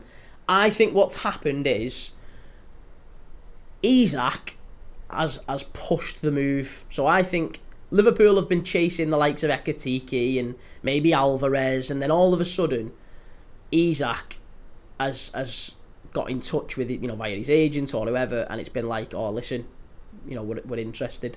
So now Liverpool have put stuff on hold. Netherlands are in. Oh, it's 2. It's 2-0. How's that happened? It's 2-0. Oh, it's really poor. Really, really poor. That's not good enough, that. That's not good enough. Redmond on the left-hand side. Far, far too easy. No one closed him down. And he drills it low across the keeper into the far corner. 2-0 to the Dutch. The freaky-deaky Dutch. 2-0. Rigo Garcia, have a great day. You too, mate. Take it easy. But there you go. Netherlands are 2 up now against England. It's been a pretty poor start to this game for England, for Will Antwi and his men. Samir X69, did you watch Botafogo outclass PSG? I didn't, mate. No, I've not seen the highlights either. I've not seen anything of it. I just know that it happened. Alex Macklin, how are things? Good to see you, mate. Yeah, good to see you. I'm really good. I'm boiling hot, but I am really good. Wirtz news yet? No, I don't think there has been any Wirtz news yet. Let me see. I don't think there has been. Florian Wirtz completes transfer to Liverpool for record fee. Yeah, there's still nothing. There's still nothing. Yeah, no. No updates just yet with Florian Wirtz. Ostermorg, Ekitike seems to be our second choice. Do you rate him? I rate him in as much as I think he could be a decent Premier League striker. But if I'm dead honest, if you really, really said, like, you can, it's up to you. It's up to you now, Kee. You can choose Darwin Núñez to stay or Ekitike for 85 million. I'm keeping Darwin. I'm keeping Darwin. That's my view. People might think that's ridiculous, but that's my opinion. I would keep Darwin Núñez over Ekitike. And I think Ekitike's got a great, he's got a big ceiling. He could be a very good player. But I think Darwin Núñez has too. I'm not ready to give up on Darwin Núñez yet. I think he's such a good player. I'd like to keep Darwin. My only concern with Darwin Núñez is that I think the relationship between him and Arne Slot has just disintegrated a little bit. I think it's disintegrated. And because of that, we need to probably go and get someone new, someone fresh. And yeah, maybe Ekitike or Sesko, maybe they are the right people. But sad, very sad. Gav, you should just ban fools like that, mate. Well, do you know what? I don't like being all that, happy with the ban hammer. I don't want to ban people willy-nilly. I won't do it. I don't want to, I don't like doing it. Because some people come in after a bad day at work and they say all sorts of things. Some people are just kids a lot of the time, and they're just as long as they're not saying repeated things and spamming things or being ridiculously offensive or whatever, then they can stay around. Because do you know what kills them? Just ignore them. Just don't respond to them. Just don't respond to them. If they're actually trolling, people who are sad enough to troll, they've just got a very sad life. You just leave them be, they'll go. It's like a little bee or a little wasp. They buzz in your ear for a minute and they're on your bike. Just leave them. If you swat at them, they keep coming back. Emiliano, good to see you, Emiliano. Guten Tag. Núñez over Ekitike is crazy. That's me. Crazy. Haidar, bro, can England come back? What do you think? Can they come back? They've missed one sitter. It's 38 minutes in. England, they've missed a sitter. They probably should have been 1-0 up. I don't think they can, though. I think Netherlands are more likely to score than England. Maybe that changes in the second half, though. Daniel, how's the wife? She's fine, thank you, Daniel. Thank you so much for asking. She's still recovering from surgery. Still a bit sore. She had a stitches or staples, whatever it is, out the other day. She had a gallbladder out, for those who are interested. And she had her staples out the other day, and she's still recovering. But thank you very much for asking. Appreciate that, mate. Ostermorg, if Darwin goes to Napoli, it's a good move for him. Very much so. Daniel, I think you're mesmerised by any tall striker that plays for Liverpool after having Crouch. Do you know what? That you're not the only person who said that. I used to be, not known, I'm not going to say I was known for it, but there was a running joke in a place I used to work back in the day, who used to say, Kee loves a big man up front. Because I used to defend the likes of Crouch and Carroll and even Benteke. I used to defend these players against overwhelming pressure from, Liverpool fans saying they were crap. And I'd be like, no, they're good players, just gotta give them time, get them in the system. They need better support, they need better assists and all this. So, you're not the first person to pick up on that. I'm sure you won't be the last. Ostermorg didn't miss in the 2-1 game. That's true. Lucas Lambert, Darwin needs to keep composed in front of goal. I think he gets nervous in front of goal. I mean, you say that, but the mad thing is, some of the best finishes of Darwin Núñez, like if you think, do you remember the Brentford one, where he runs through clean on goal at Brentford and then just dinks it over the keeper? What a top finish. Haidar, where can I watch this match? Any idea? You can watch it on BBC iPlayer. You can also watch it on UEFA.tv, the official UEFA website. You can go and watch it on UEFA.tv or BBC iPlayer. Either of those, you can watch it for free. Yeah, Alfie, you can watch it for free on those. Just like I said to Haidar, you can watch it on those places. Daniel, England are disappointing at every level. For sure. Crouch had good feet, to be fair, says Jake. Crouch was exceptional. I loved Peter Crouch. Loved him.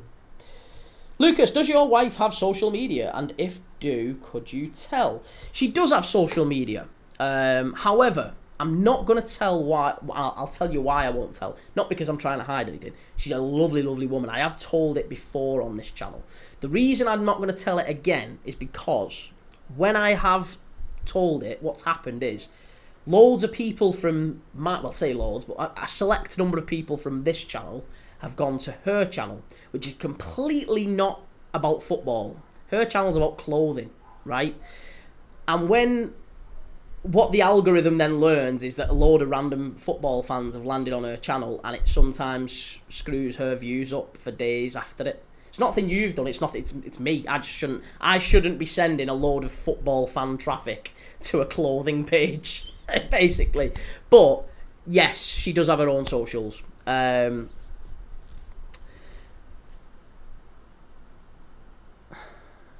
Daniel, because of you, I'm watching England Youth and I'm disappointed during the break of the season. I'm sorry, Daniel. I'm really sorry.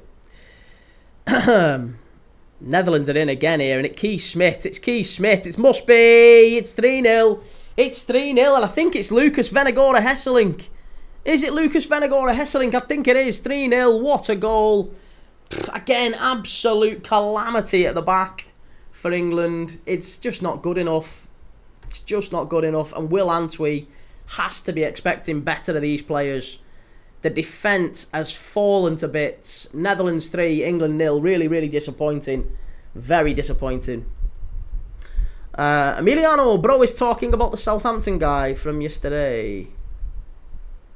I don't know which one. Daz, big up. Do you think Verts will get presented tonight or tomorrow? Apparently it's happening tonight, yeah. Apparently it's tonight. I don't know what time, though. Twisted Fate, what I've noticed at the moment about this England game is our players are too slow at getting back from the counter. They're basically just jogging. They are, yeah. It feels like they're jogging, but they're also... excuse me. They're jogging, but they're also second to every ball. So I do think maybe it's an intensity thing. Maybe it's the heat. Maybe it's the heat. Maybe we're getting things wrong. I don't know. 3-star Reds, Benfica v Auckland, second half delayed due to adverse weather. Doesn't bode well for the World Cup in 2016. Stadium is completely empty. England fans would be in the stadium dancing and singing bare-chested. Is it adverse weather as in is it like boiling hot? Is it raining? Is it a tornado inbound? What's the adverse weather? Why is it been postponed? Edward, look what I've tagged you in if you can, bro. What have you tagged me in? Tagged me in on what?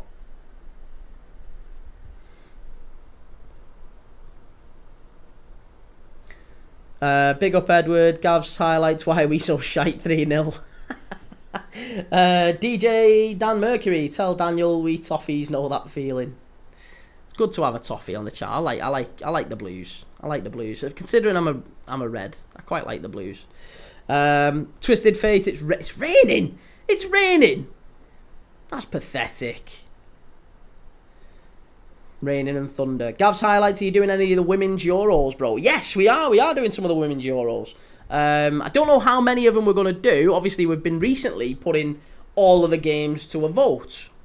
So, we probably will do more of that. Going forward, I'm probably going to have, on every game that we do, we'll have a vote for the next night's games. So, I probably should do one for tomorrow night, shouldn't I, really, actually saying that? So, I'm going to have a vote on every single night. We'll put a vote on to see what games we do tomorrow night, okay? So I'll get one going in a second for tomorrow's games. And we'll do the same for the women's Euros. I will put it to the test. I'll put it to the vote, and you can tell me which games you want us to watch. And if you want to watch the women's games, I'm happy to watch the women's games. Edward on X, it's a bit of a fan saying Welbeck is clear of Salah. Alistair the GOAT, Man United is winning the Premier League next season. What on earth are you smoking, Alistair? Winning the Premier League next season. Twisted Fate, 3-star Reds. Garrow was a beast until that penalty right for a 20-year-old anyway.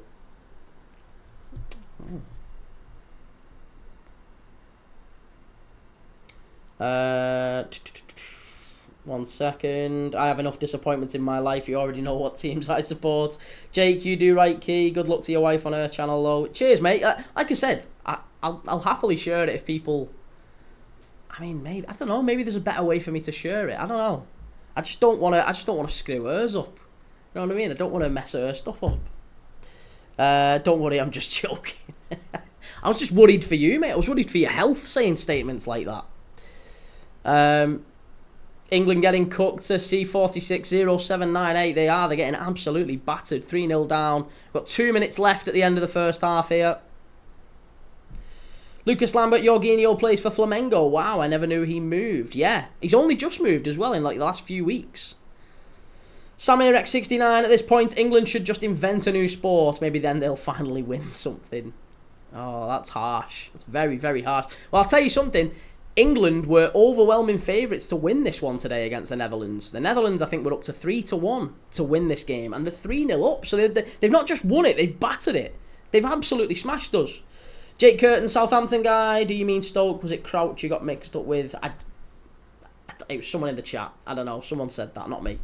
John Butland, Man United is winning the Premier League next season. Christ, we've got another one. There's an echo in here. We've got someone else saying it. Lucas Lambert, what game is that? The one that's postponed. Apparently Benfica against Auckland. Daniel Schmidt is to be KDB's replacement. Isn't it? Yeah, Schmidt and Tygo Land in the midfield are very, very good to watch in this game. They've dominated England. Jake, John Butland, you need to get in the top half of the table first. Manchester United fans are, I think, a little bit disappointed as well. But obviously, they started the window really, really well by getting Cunha in. And now the news has broken today, hasn't it? The news has broken today that Brian Mbeumo has apparently had a change of heart. He's had a change of heart and he now prefers to move to Spurs. If you were a United fan, how would you feel about that? You'd be absolutely devastated. In fact, there's a lot of Man United fans. I mean, I'm not going to promote the channels, but if you go and have a look on various Man United fan channels, there's quite a lot of Man United fan channels doing videos about, are we being left behind? Have we had a disappointing transfer window? You know, you look at Man City, you look at Liverpool. These are signing players that are, you know, exactly the sort of players you would expect Man United to be chasing. We're nowhere near them. I think United are a little bit disappointed that the window is kind of stalled.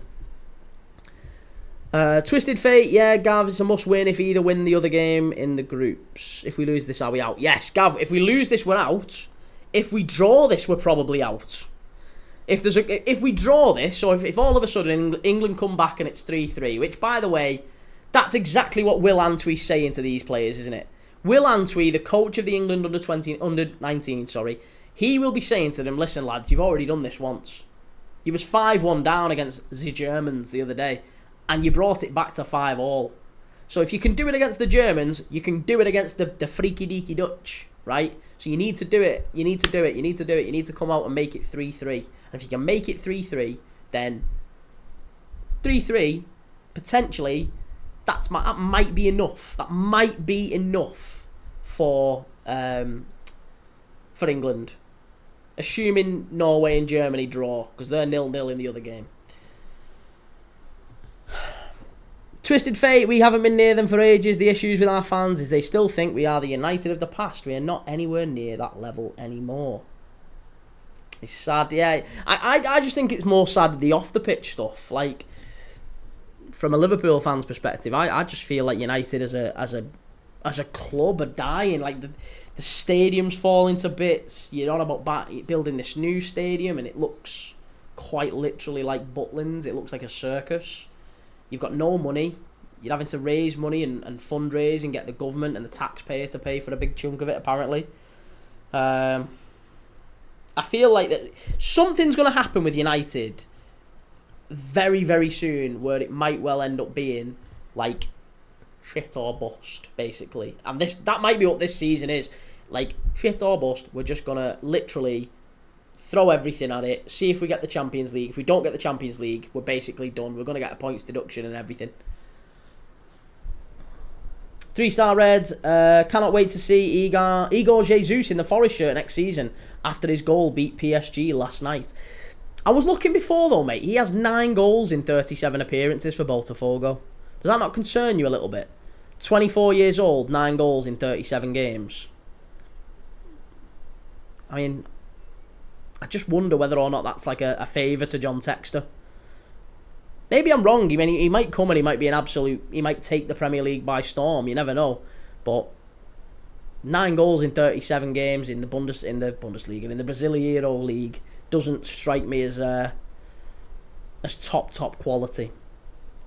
3-star Reg, United to be a great club again needs a complete ownership change. I think they need a big injection of cash. I really think that's the only thing that saves that club at the minute. And I think that was probably what Sheikh Jassim would have given them, if nothing else. I mean, I wouldn't have liked to have seen Manchester United owned by, another, country, effectively, the Qatari royal family. I don't want to see clubs being bought out by nations, effectively.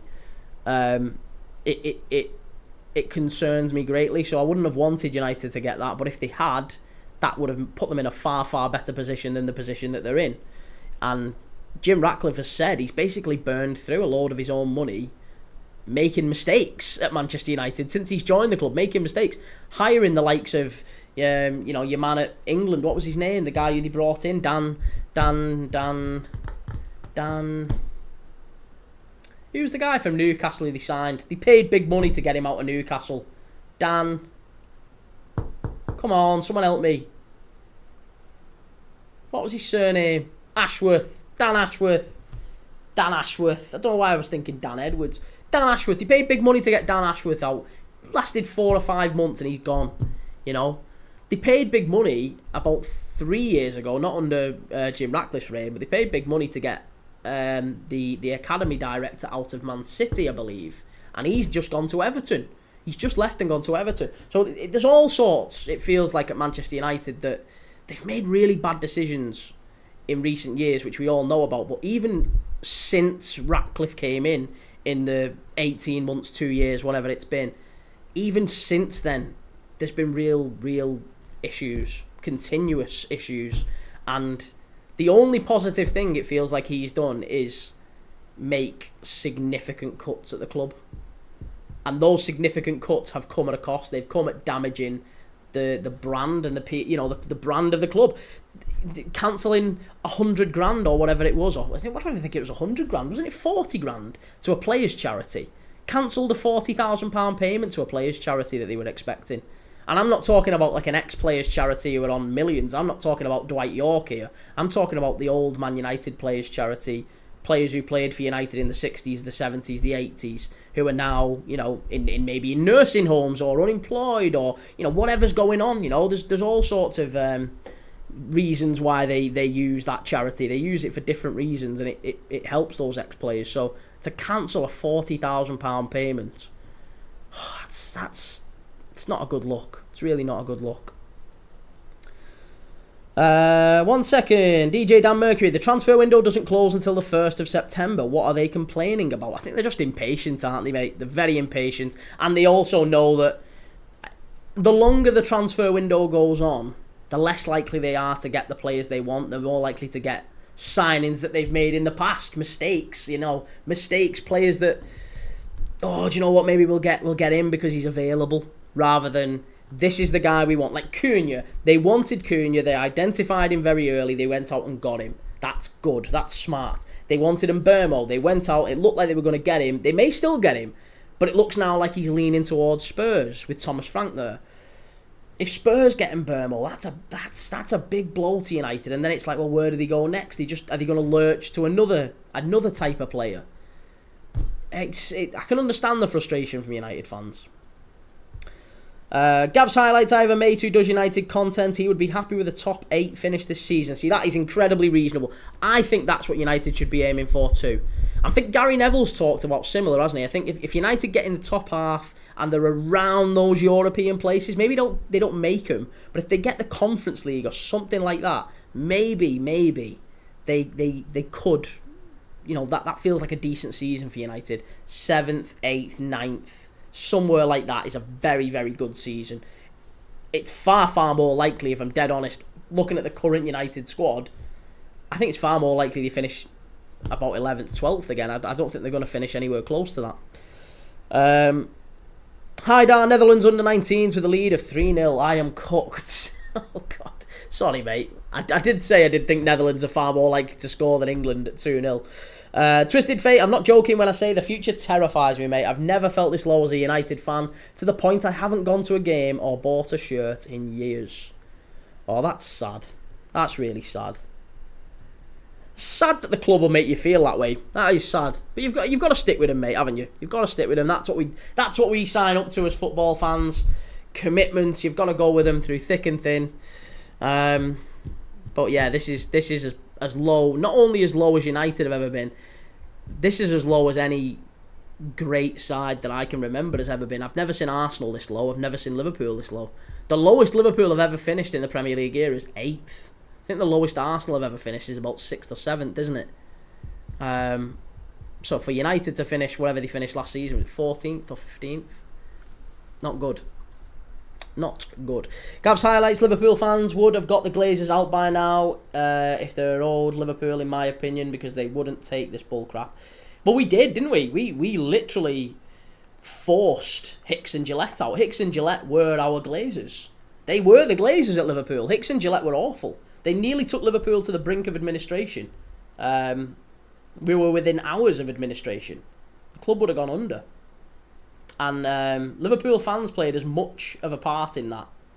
You know, and you can hear some of the stories. If you go back, you can read up on some of the stories. Liverpool fans, you know, contacting the offices of in New York and wherever they were based, and just being an absolute nuisance and all sorts to try and get them out of the club. There's all sorts that Liverpool fans did to affect change, and as well as protests and walkouts and all the other stuff. It's not like, you know, United fans putting a yellow and gold scarf on or yellow and green scarf on once a season when things aren't going quite so well. Shay472, the Mbermo deal is done. Well, allegedly not. The London Standard, or the Evening Standard rather, are reporting that he now prefers, or he is now at least announcing, he's leaning towards Tottenham now, Mbermo. He's leaning towards Tottenham. Twisted Fate, the complaints are actually justified. The Mbermo deal doesn't affect United's PSR, but after Mbermo it does. So players need to be sold, and it's looking like nobody's going. Apparently Sancho, Juventus are very, very close to signing, or are in talks to sign Jadon Sancho, but they only want to pay his wages. They're not going to pay a transfer fee. So Man United are effectively going to have to release him for them to get him. Which is that's going to be the question, isn't it? And again, it comes back to that whole who blinks first thing, doesn't it? This is what we were talking about before with Liverpool and Isak. It's the same with Man United and Rashford. It's the same with Man United and Sancho. They're looking at each other, and Man United are like, do you know what? We're going to sell you. And there's other clubs around Europe going, well, we're not paying any money for him. And Sancho's saying, well, okay, well, I'll happily stay here because I'm on, like, massive, massive money. Rashford's saying, I'm on 325k a week. They're not going to pay me that. So you're going to pay me that for another 3 years. So I'm staying here. So then it's who blinks first. Man United can either say, fine, well, we'll let you go. We'll get your 325 grand a week off the table, but we'll not take a transfer fee. Or we'll keep you here on 325 grand a week until someone pays a fee for you. I think that's going to be a real problem for them. Edward Brown, it's just been announced. Legit just announced it, yeah. Verts have been announced. Let's have a look. Liverpool last won the Premier League back in 2019. I know, hey, listen, and we've smashed it twice since. I mean, 2019, 2025, twice in 6 years. That's you know, competing with one of the best Man City sides ever, or one of the best Premier League sides ever. Matt Lowe, Man United have been making decisions even before Ferguson left. You mean making poor decisions, bad decisions, yeah. Daniel, if Southgate took over instead of Amorim, where do you think they would have finished? I think if Southgate takes over, I think that's what Dan Ashworth was looking at, wasn't he? Dan Ashworth wanted Southgate because he wanted someone a little bit more, again, practical, pragmatic. He wanted someone to come in and be a little bit more methodical and not build slowly in the way that Amorim is, but build for now, but maybe build in a way that only allows for minimal progress, not like let's go and get back in the Champions League straight away. I think that's probably United's problem in recent years. They've tried to run before they can walk. Gav, don't forget to drop a like as it really helps out. Well, yeah, let's go and have a quick look at Verts. We're about to kick off for the second half here now. We're about to kick off for the second half.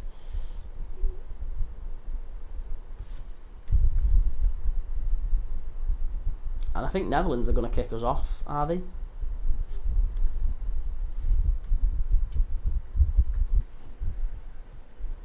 Yeah, there he is. Liverpool agree signing of Florian Wirtz. He's all there, and he looks beautiful. What's the shirt number? What's the shirt number? Have we got a shirt number yet? No, we've not got a shirt number yet. We've still not kicked off. Don't worry, we've not kicked off just yet. It's still very much ongoing.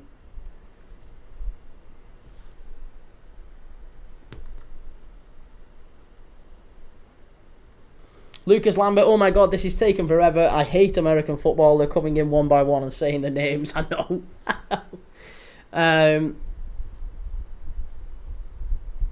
Oh, they're not releasing his number yet. They're not releasing his number.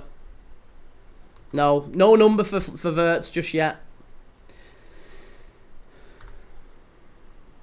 He's even when he's been on the pitch, and like taking the pictures and stuff, he's had no number on the back of his shirt.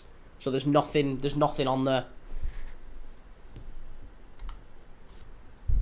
3-star Reds, Forest now leading the race and favourites to sign Juventus striker Dusan Vlahovic.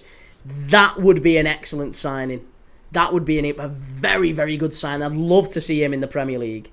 Dusan Vlahovic, if you get the Dusan Vlahovic who was at Fiorentina, even a little bit at times at Juventus, that player, he could be one of the best centre-forwards in the league, seriously. He's one of those where if you get the right fee, potentially that's a monster deal, that, for Forest. That would be a wonderful signing, I think. Daniel, fans can't talk about infuriating transfer windows unless you support Arsenal. There isn't a worse club to support during transfer windows. Reese Crownshaw, new Lewis Skelly contract will make him one of the highest paid young players in the world. Daniel, what's with the hat and glasses? I don't know. I don't know what's going on with him. I'm just looking to see what I've missed. Because there's usually all sorts of... Florian Wirtz, I feel very happy and very proud. Finally, it's done. I was waiting for a long time. I'm really, really happy. I am really excited to have a new adventure in front of me. This was a big point of my thought, that I want to have something completely new to get out of the Bundesliga and join the Premier League. I will see how I can perform there. I hope I can do my best. I spoke also with some players who played there, and they told me that it's perfect for me. Every pitch is perfect, and you can enjoy every game. Oh, there you go. There you go. Listen, breaking news for Manchester United. Breaking news. Manchester United have switched their attentions to Semenyo. Antoine Semenyo of Bournemouth. Because Bryan Mbeumo, it is in fact looking like Bryan Mbeumo is now going to Spurs. This is just the early reports coming out, but it's certainly looking like Semenyo is a target for Manchester United. Daniel Romano has announced Zubimendi transfers completed all steps. Announcement expected in July. Yeah, that was always likely to happen, that one. Twisted Fate, the thing is with United, I'm old enough to see us finish 11th, 2nd, 11th and 13th under Fergie for his first 4 years. A comeback can happen, and by the way, I'm not saying Amorim is a Sir Alex Ferguson regen.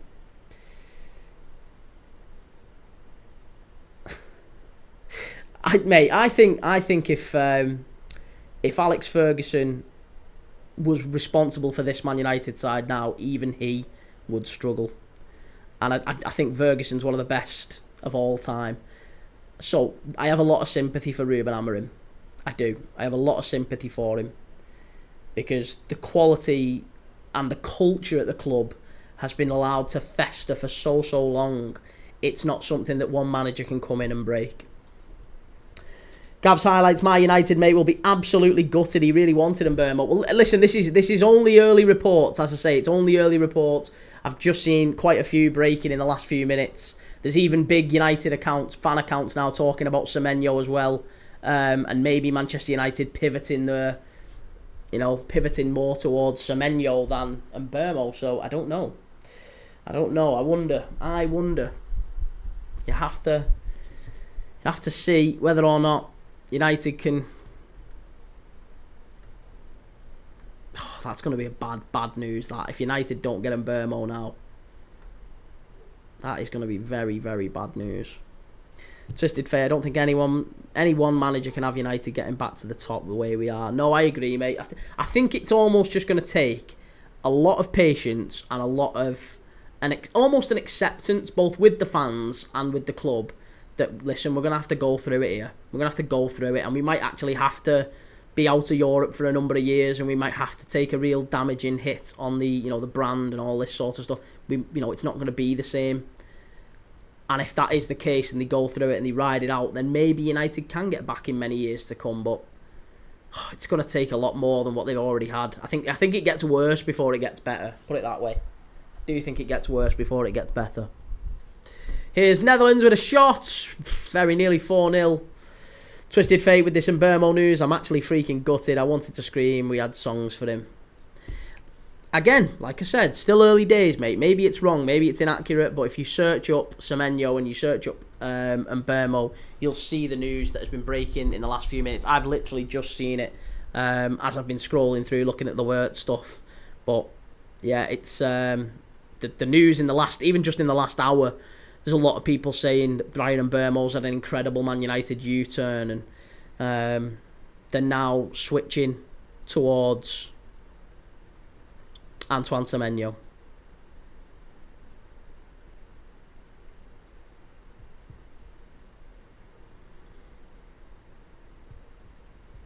Apparently Bournemouth's valuation of Semenyo is far too high, and both Manchester United and Spurs are not proceeding at present. That's from David Ornstein.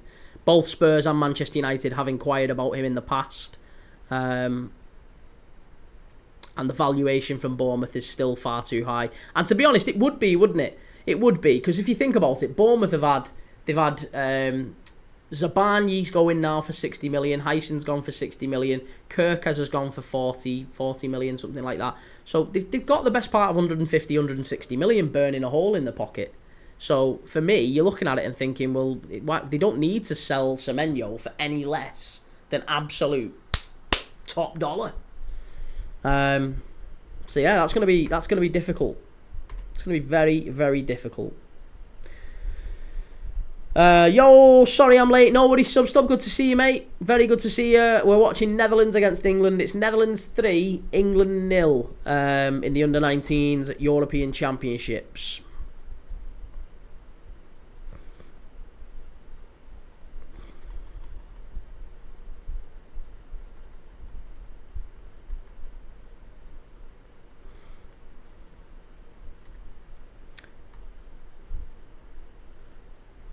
England are in here. Wheatley. Oh, what a goal that was. 3-1.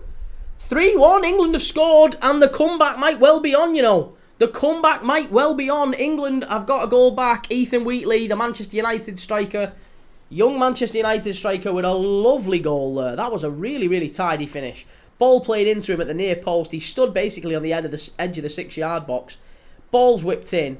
He takes a lovely first touch. A really, really lovely first touch. And then on the spin, just drills it through the defender's legs and into the near post. Keeper's no chance. 3-1, Ethan Wheatley. What a goal. England back in it. Twisted Fate, who's the sources? I don't use X. Mate, I don't know. I've not even got X open anymore. I was browsing through X, and it literally... Ornstein has reported that Manchester United have looked at Semenyo as well. But it was as I was scrolling through. I think there was a couple of United... I'm not going to say the United fan channels that were talking about it, but there's a couple of Manchester United fan channels, prominent Man United fan channels, who were talking about Semenyo as well, now that Mbeumo looks like he's maybe angling for a move towards Spurs rather than Manchester United.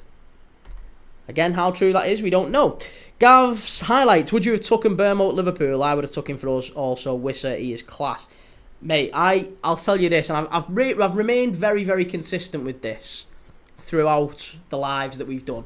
I'm a Liverpool fan, of course, but I will say, if Manchester United had signed Cunha and Mbeumo, they would have been getting my favourite 2 non-Liverpool players in the Premier League last season, and I would have been absolutely gutted. I loved watching Cunha last season. I loved watching Mbeumo. If they'd have gone there, I'd have been absolutely gutted, because I would have really thought they've got a chance.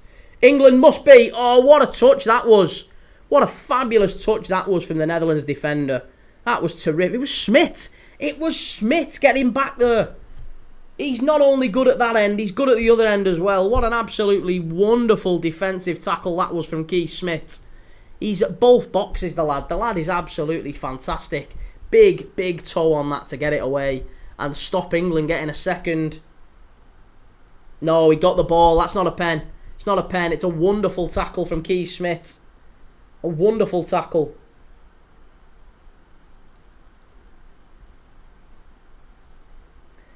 Daniel, United is a poison chalice. It'll take a special manager to fix it. Not every team can have an Arteta. Adumi18, are you not watching the Chelsea game? We're watching the second half of the Chelsea game, mate.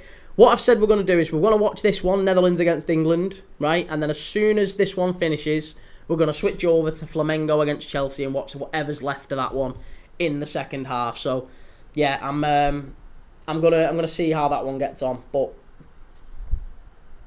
I have got... Oh, Chelsea have scored. Chelsea are 1-0 up. Chelsea are 1-0 up. And who scored it? Is it Delap? Is it Delap who scored it? Who's got it for Chelsea? Neto. Pedro Neto scored for Chelsea 1-0. But I think there's a comeback coming on here. I'm telling you, I think there's a comeback. It's still Norway 0, Germany 0, which... Do you know what?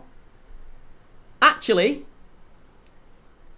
as it stands, if it finishes 0-0 between Norway and Germany, England are through with this scoreline. But if there's one goal in that game, just one goal in that game, it changes everything. It means that England are out. So England can afford to lose this one and still go out. They'll go through on 2 points. Played 3 and got 2 points, and they'll have qualified behind the Netherlands. If they lose this one and Norway and Germany finishes 0-0, they'll qualify based on goal difference, which is astonishing considering they were 5-1 down to Germany at one point. England will go through on goal difference. So a mad end to this Euro Under-19s Championships, if indeed that is the case. But we've still got another 35 minutes left to go in this one. Still a long way to go. Reece, remember when Everton rejected 100 mil for Richarlison? Did they? Oh yeah, was it Barcelona that? Was it Barcelona they rejected that? I remember them rejecting a big money bid, but I can't remember who it was from. Joe Stoll, the Wirtz deal won't look good in the future. Transfer ban inbound. Listen to you. Just because we're going to come and take your best player off you. That's all it is. You're worried about Isak, aren't you? You little cheeky. Jules, Dev, Milan derby or Manchester derby? Manchester derby.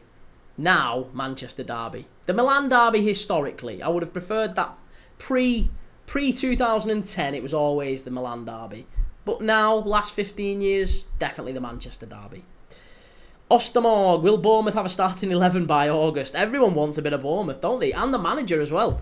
Bournemouth were my favourite team last season after Liverpool. They were fantastic. Daniel, the comeback started. This one's ending 4-3. Joe Stowe, I seen Wheatley in Weatherby Services once. Well, that's a claim to fame, isn't it? I saw Joey Essex in... What services was it?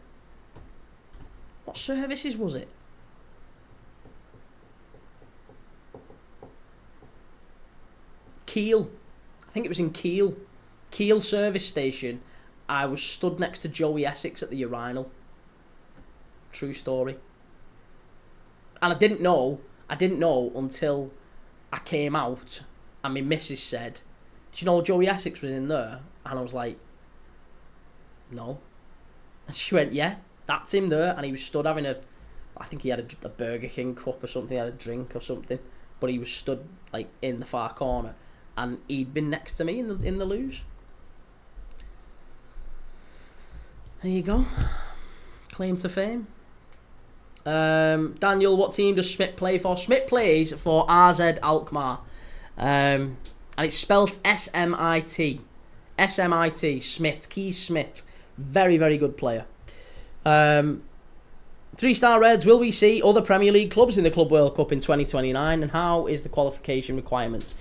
Right, so I believe, unless the qualification requirements are changing, it's going to be based on teams' UEFA coefficient in terms of when they were the last team to win the European competition or compete at that. They've got to...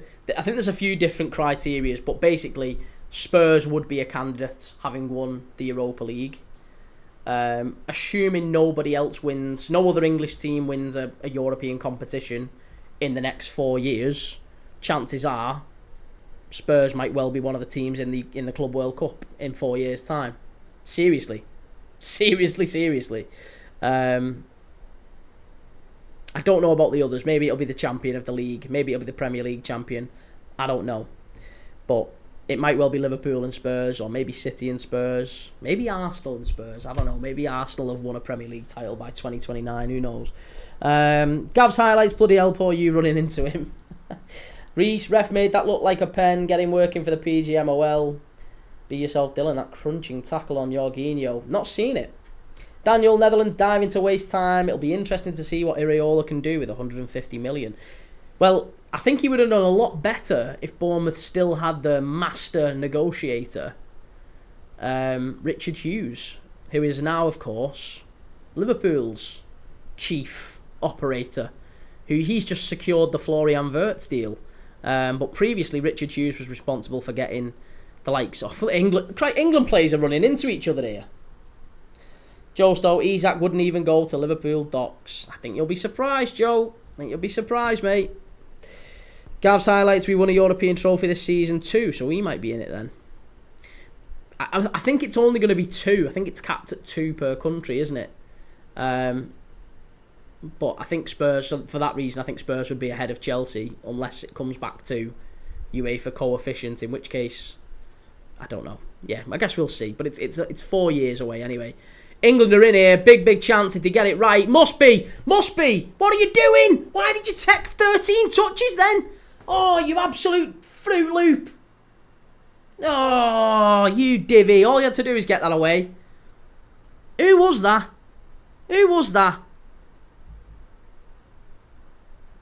Oh, it was Watson. No, Tom Watson. Do you know what? He's been so good as well for Sunderland. He scored the winner in the playoff final. And he scored in this tournament as well. The ball came to him there. All he had to do was get his head up and shoot. Absolutely unbelievable. Shocking.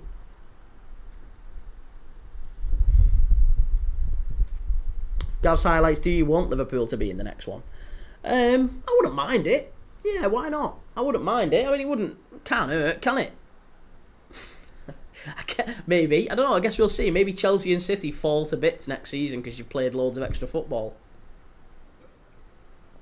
That seems to be what everyone thinks is going to happen to the teams involved in the Club World Cup, isn't it? You're all gonna fall apart and have a massive meltdown. Ostermorg, is he the one who Brighton have signed? Yeah. Tom Watson, he's the one that Brighton have signed. But yeah, I wouldn't mind Liverpool being in the next one.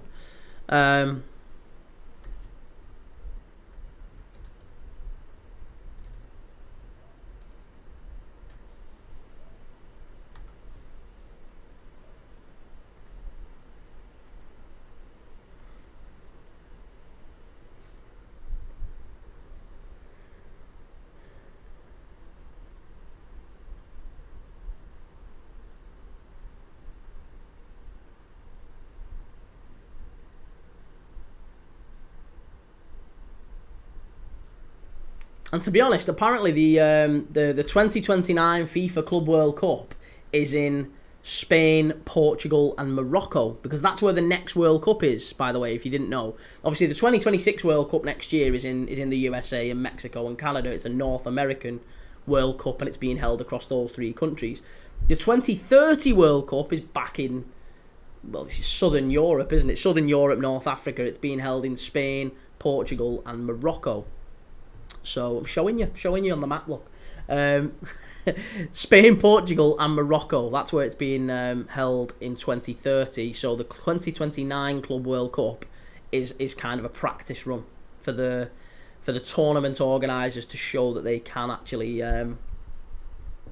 host a tournament.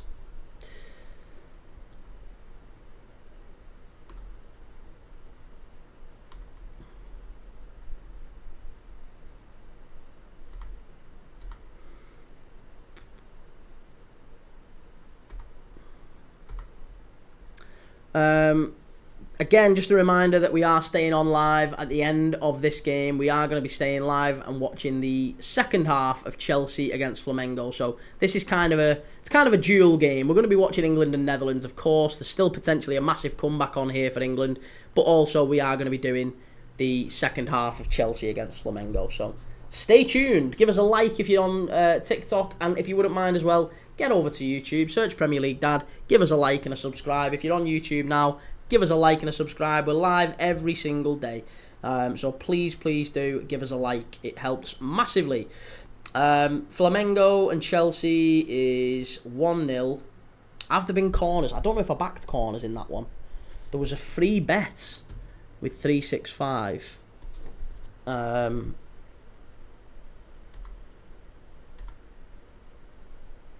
it was a yeah. 1 second, I'm trying to see what I actually put on that one.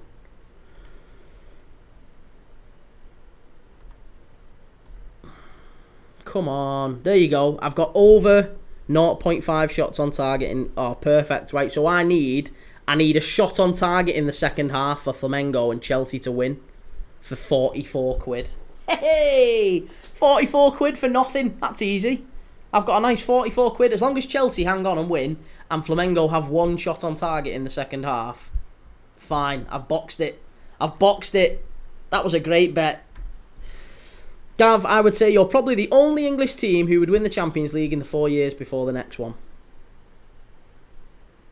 You never know. Like I say, I honestly wouldn't have said, Gav, that Chelsea's teams that won the Champions League, certainly not the one when Havertz scored it, I wouldn't have said you had any chance of winning the Champions League that year. You did. Christ, I wouldn't have said we'd have won it. I wouldn't have said we'd have won it when we did in 2005. We were shocking.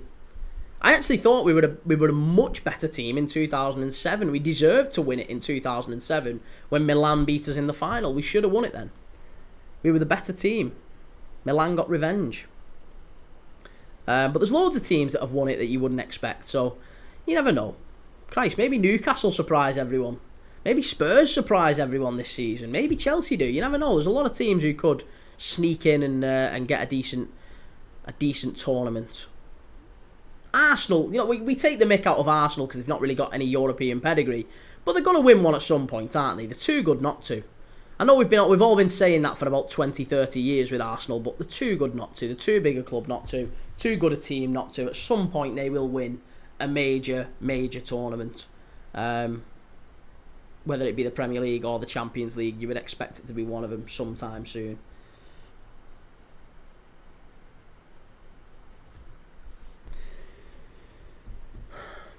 Well, I don't want to give a kiss of death here, but, we're 2 hours into the stream, lads, and we haven't had any issues with buffering.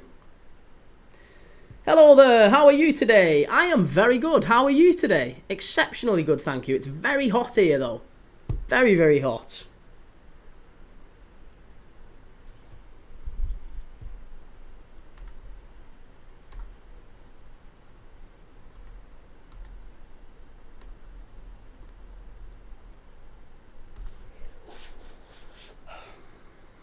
It's Marwan, pal. I just changed my name just in Arabic letters. Wow, okay. See, I wouldn't have never have said that said Marwan. I wouldn't have even known.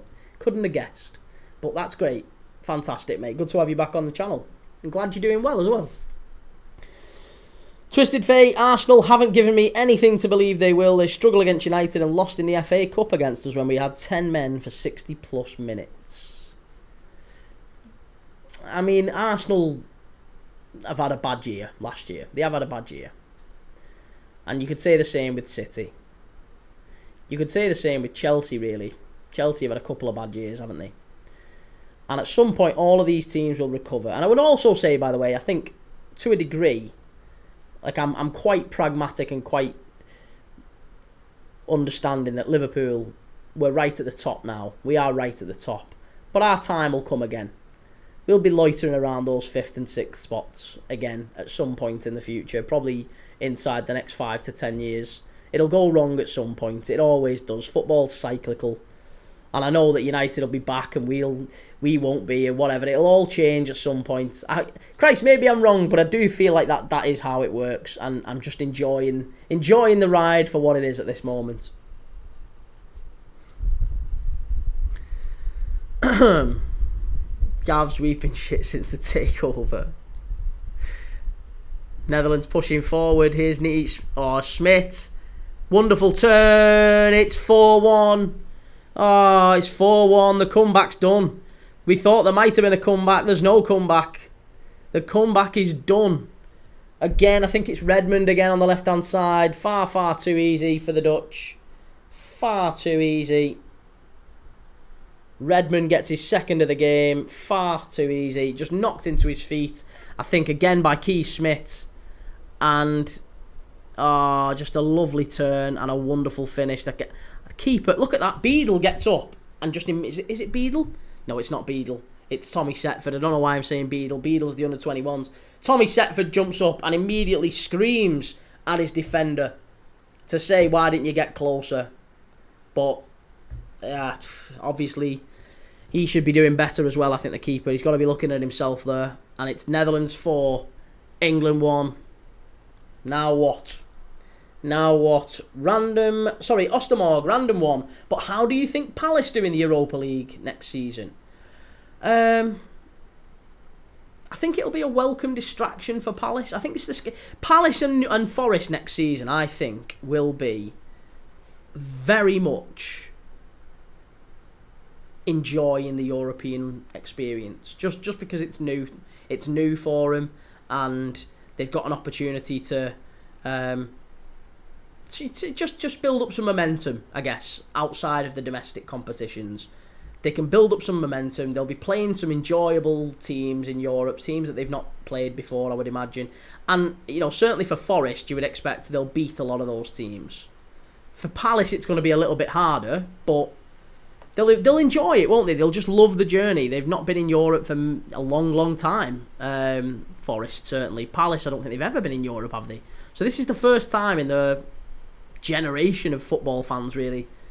Norway have scored. That really does end it for England, by the way. I was going to have a look, Gav, about the goal difference and whether it matters, but Norway have scored. They're 1-0 up against Germany. So as it stands, Norway are going through with the Netherlands. And the two favourites for this group, England under-19s, Germany under-19s, they were the two favourites overwhelmingly in this group. Norway and the Netherlands are going through. Germany and England are going to be going out. Germany are rock bottom. So yeah, I think, how do Palace do? I think Palace and Forest probably make the latter stages, maybe the quarters. No more. Forest, it wouldn't surprise me if they actually went and won it, Forest could actually go and win it. But if they did, the league form probably suffers. That might end up being, the best way that Forest can qualify for Europe next season, by winning the Conference League. If they put all their eggs in that basket and expect to finish 14th, 15th in the league, that might not be the worst thing for Forest. For Palace, I think, they need to be mindful of the fact that they'll want to continue to build on the good domestic season as well. And still enjoy Europe, but I think they probably get to maybe the quarters. They'll get out the league phase, and then the quarters is going to be a challenge for them. Marwan, what are your thoughts about the FIFA Club World Cup? Disappointing. Yeah, disappointing until we get to the knockout stages, I think. When we get to the knockout stages, it actually might start to be interesting and worth a watch again.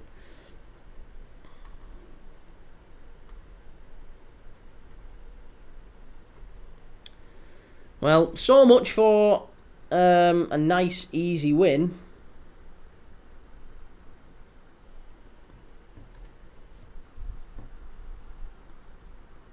Save, good save from the Netherlands keeper. That was a long shot from distance there again. I think it was Dyer with the shot. No, it wasn't. It was Watson with the shot. Watson cuts in on his right foot. Lovely low shot. Setford wide. And it's going to be... Oh, Setford. Why am I saying Setford? It's the other keeper. The Dutch keeper, pushes it wide. And it's a corner. Twisted Fate, Benfica versus Auckland, still delayed by this point. You could watch England, then Chelsea and Benfica after. I know, yeah, but we might do that. Maybe that's the one. Gav's highlights, I read that Palace might not be allowed to play in the Europa League because one of their owners owns Lyon and they play in the Europa League as well, and Palace's spot would go to Brighton if they get disqualified. Yes, that was talked about for a while, but I think it's been over. It's been put to bed that now. For a while, it did look like that was going to be the case. But John Textor, who owns a part of, Crystal Palace, he doesn't have any say in the running of the club day to day. So there's no. He argued that there was no conflict of interest between him and Crystal Palace. He doesn't have any running in the club, but he does own Lyon, and he does have a say in the day-to-day running of Lyon. So yeah, there was a little bit of concern that might end up costing Crystal Palace, but I don't think it is now.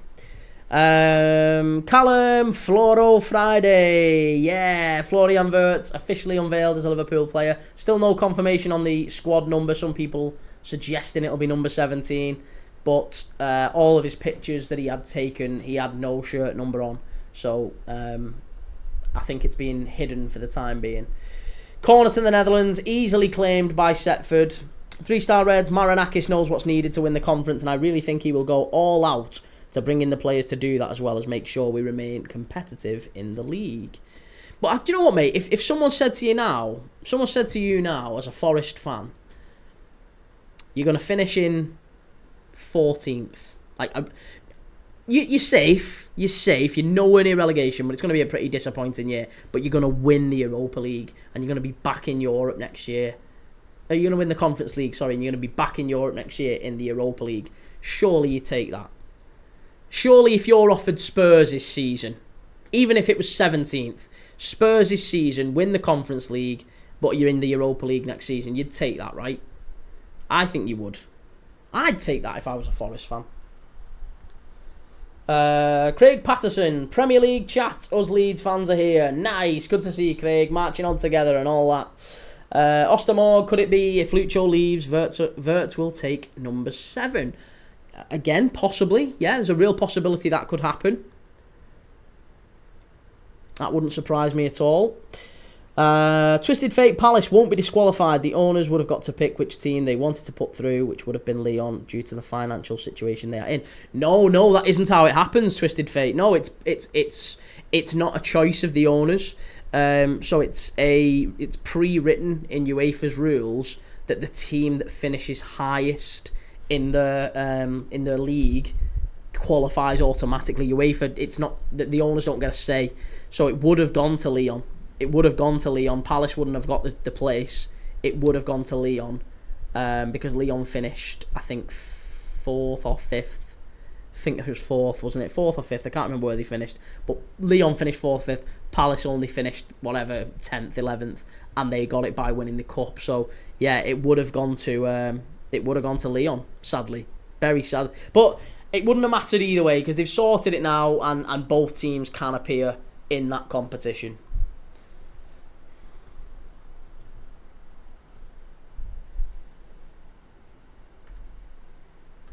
Right, so there's a couple of changes here. Jesse Derry, who had a very, very good game against Germany the other day, he has come on. Jesse Derry plays for Crystal Palace. He's come on for Tom Watson, who, if I'm really honest, hasn't had a great game in the middle of the park there.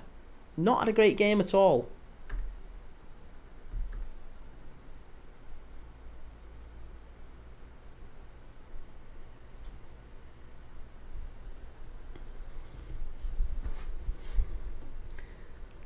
Jesse Derry, that's a wonderful pass. I tell you what, he is someone I really like the look of. I know he's only 17.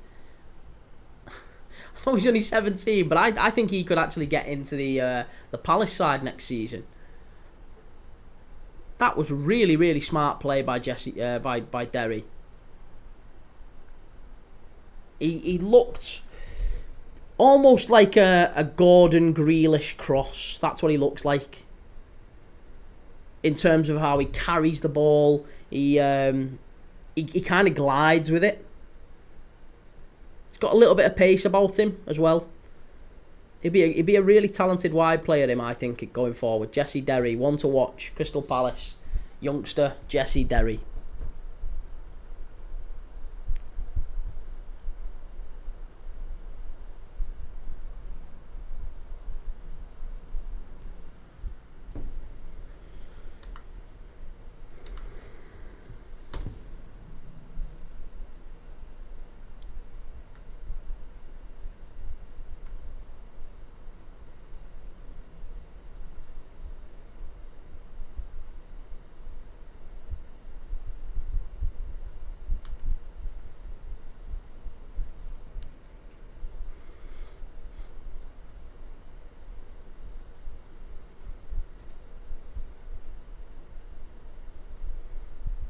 Apparently, Florian Wirtz has confirmed that he rejected not only Manchester City and Bayern Munich, but he also rejected Real Madrid this summer. Which does make you think, doesn't it? Why Real Madrid were targeting Florian Wirtz. Why would Real Madrid be targeting Florian Wirtz? Rejected Bayern, City and Real Madrid to come to Liverpool. Fair play. Here is Jesse Derry. Wonderful play. Unlucky. Again, he's the one causing all the problems since he's come on. It's 3 goals England need to get. And I'll be honest, give the ball to Derry every single chance you get. Every chance you get. Josto, Isaac loves bridges, so he won't go to Liverpool. Mate, Runcorn Bridge? What are you talking about? The Mersey Gateway? The Mersey Gateway. It's absolutely beautiful. Absolutely beautiful. Or he can go and see the Dream in St Helens near me. And go and see the Dream on the hill. looks like a little something on the hill when you're driving past it on the motorway. It's not like the Angel of the North in Newcastle. I don't know if you've ever drove on the M62 past the Dream, past St Helens. It looks like something on the hill. Oh, Netherlands very nearly make it 5 here. Joe's got more Gregs as well. We've got a drive-through Gregs though. Got a drive-through Gregs. Loves a steak bake, Alexander Isak, I heard. Absolutely loves a steak bake. Thomas Mondragon, donde se puede ver? I don't know what donde se puede ver means. Let me have a look. Donde se puede ver? What does it mean? It means...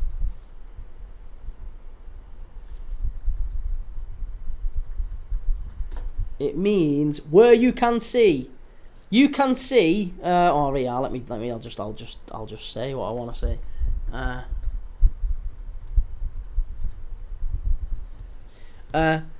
Puedes verlo en BBC iPlayer, or puedes verlo on UEFA.tv. I try. 3-star Reds. I would take 14th in Conference League trophy 100%. Last season I wanted mid-table and we had the season of our life. Tough to do that again, but never say never, I say in football. Absolutely. Gav's highlights, that would have been harsh on Palace if they did get kicked out because Leipzig and Salzburg get away with it every year. It's true enough, isn't it? Very true. Twisted Fate, Madrid don't have the pull they once did. Madrid fans say they didn't want Euro, but they was talking to him for a while. Yeah, I mean, they considered Euro to be the Varane successor, didn't they? The logical Varane successor. Gav's highlights, I bet that puts a big fat smile on your face, bro, after all the crap you've had from Madrid lately. A little bit, yeah. A little bit. It's nice to get one over on them, especially because they keep beating us in Champions League finals. They beat us in Champions League finals on the regs, and they take our best players. McManaman, Owen, now Trent. But I don't like Barcelona either. They do it. Suarez, Coutinho, Mascherano. They've broke my heart as well, so that's why my heart will always belong to Betis in Spain. My heart will always belong to Betis and Malaga and Villarreal. They're my three. They're the holy triumvirate in Spain. Get in the... Is the game on ITV? No, it's on BBC iPlayer and it's on UEFA.tv. Twisted Fate. Maddie's learning other... Oh, man's learning other languages quicker than Trent. Is right. And I don't need a teleprompter either. Gavs, but not Verts. He is yours. He's ours. He's ours. And he's perfect. I mean, listen, time will tell. I've got a horrible feeling he comes in and you know, just does his knee in the first game and we never see him again. I don't want to tempt fate, but all sorts of things happen. Right, we're into the last 10 minutes here. Justin Oboavwodwo. Ethan Wheatley off and Justin Oboavwodwo is on. I had a good go at pronouncing that. I'm just going to call him Justin. Ethan Wheatley has gone off and Justin O is on the pitch. I had a really good go at pronouncing that, Justin, but it's a mouthful for me.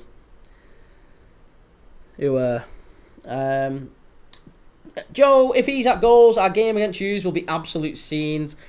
I just wonder whether Newcastle will say, listen, hang on until after that game. Hang on until after that game. Is it at St James's the first game? Or is it Anfield? I think it's at St James's, isn't it?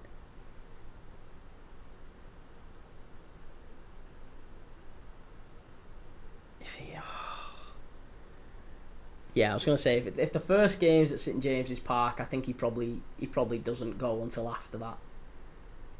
And is that like the third game in? So it's still August, isn't it? It's fine. Yeah, I think he might leave until after that. Maybe it's like super late in the window. I guess we'll see. Time will tell. Sorry, I've just realised the clock stopped. Right, we're back on. Netherlands are in again here, down the left-hand side. Redmond with a chance to get his hat-trick. Ostermorg, I'm happy we get that game done early. Oh, it's the second game. All right, well, yeah, then even more likely to happen then. Ostermorg, I'm happy we get that game done early. Yeah, Newcastle away is tough, isn't it? Yeah, very tough. Don't like going to St James's Park. Be yourself, Dylan. England still going through as it stands. No, they're not. They're not. They are not. Because it's 1-0 to Norway. Oh, it's 1-1! It's 1-1. Why did I say that? I've not missed it. I've missed it. Wadrago has scored literally 90 seconds ago. So it's all changed for England. As long as it stays 1-1 in that other game, England are through. England are through. We need to thank the Germans. The Germans have given us a second chance. As long as we hang on, we've been battered tonight here by the Netherlands, but we might yet be going through. Gav's highlights, Isak could play for Newcastle in that game and join you late on deadline day right at the last knock-ins. Yeah, that could be what happens. Maybe that's how it pans out in the end. England, chance, just over the bar. Too easy. Far too easy.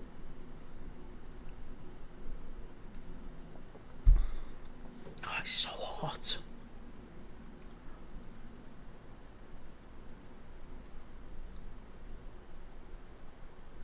This fan's shocking as well. It's just blowing hot air at me now.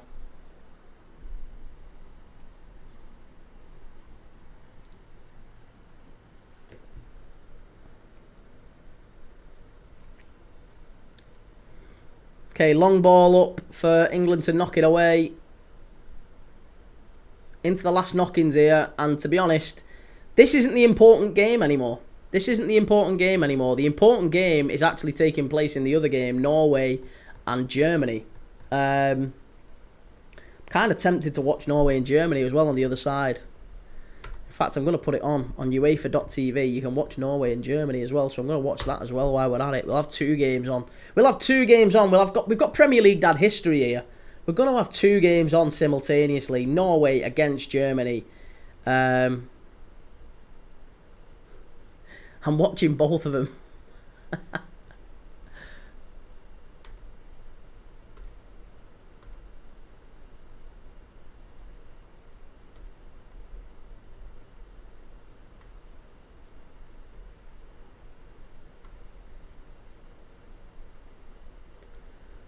Oh, Setford. It's gone behind. It's going to be a corner. Be yourself, Dylan. Chelsea might have a penalty. Oh, don't say that. Don't say that. Right on the edge of the half-time whistle. 3 additional minutes will be played. There's only been 2 shots on target for Flamengo in that first half, but I only needed them to have 1, so that's fine.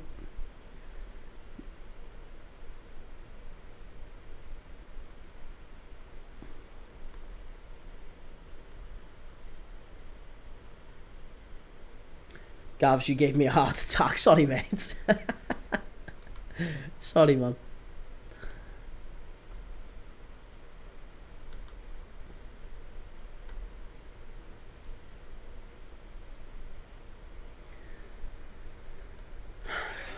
Come on. Come on. I'm just keeping an eye out for that Germany game. Oh, no. You're not going to believe it. Germany have scored in the 92nd minute. Germany have scored. It's 2-1. And I think the Germans have just sent England out. Oh, no. The Germans have sent England out of the Under-19 Championships. It's a massive goal.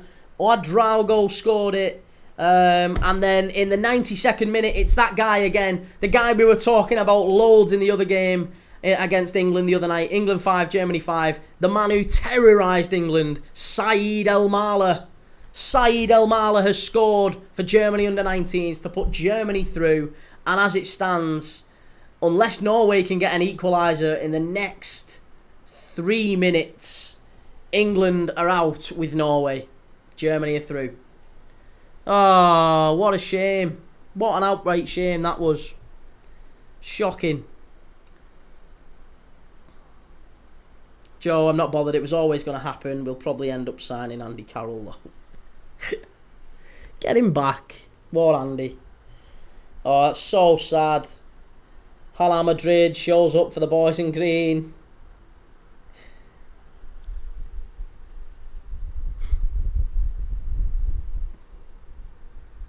Lions? What about the Lions? Oh, the English and Irish Lions. I've heard that was on today, but I've not watched it. I don't know anything about it, to be honest, mate. Yeah, not a fan. It's not really my thing. One of my mates has started a YouTube channel about rugby, though. He's doing it, but it's not really my thing. Oh, it's tonight. Was it not played yet? Oh, okay. Again, I wouldn't know. No interest in it. Rugby's not really my thing. To each their own, eh? Right, we've got 2.5 minutes here. 2.5 minutes left at the end of the second half. England, they need 4 goals in the next 3 minutes. So, pointless really putting any hopes on England through here. Jeremy Frimpong, yo, good to see you. How's it going? Yeah, England need 4 goals in order to make it through to the knockout stage. Germany look like they're taking England's place. Very disappointing night. Saeed El Mala. What a player he is to watch out for, by the way. We've said it repeatedly. Saeed El Mala, 18 years of age. He plays for Cologne's youth academy. But he is absolutely one to watch. I'm telling you, if there's one player that has stood out in this entire tournament so far, it's him. Saeed El Mala for Germany. Top player. And to be honest, maybe Jesse Derry as well. Jesse Derry's done really well when I've watched him for England. He's only, 17, 18 for Crystal Palace. He's been really good. Jesse Derry, Saeed El Mala. The young lad for Spain as well. I can't remember his name. What was his name?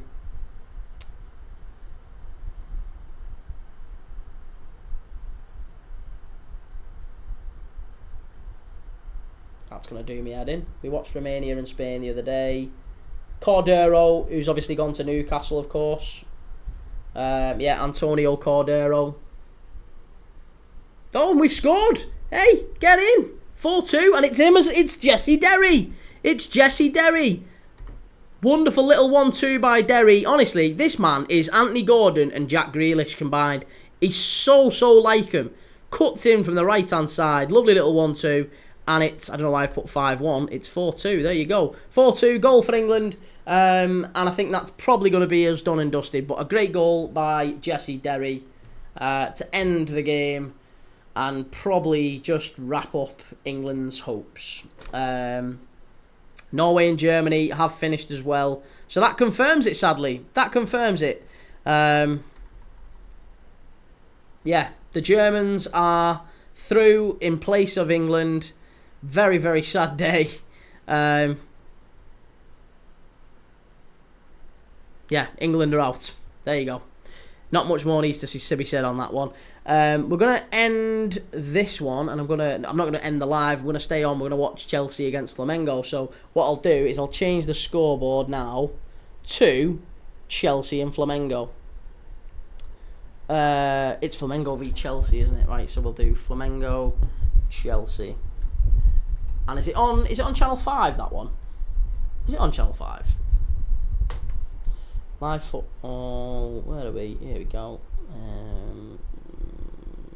No, it's on DAZN.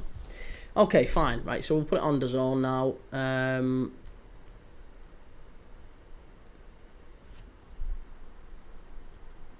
Come on.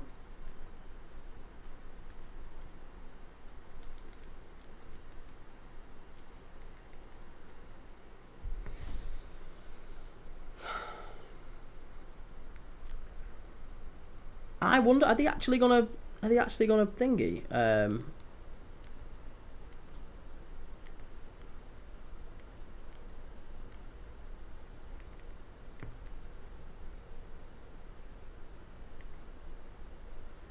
There you go, Flamengo v Chelsea.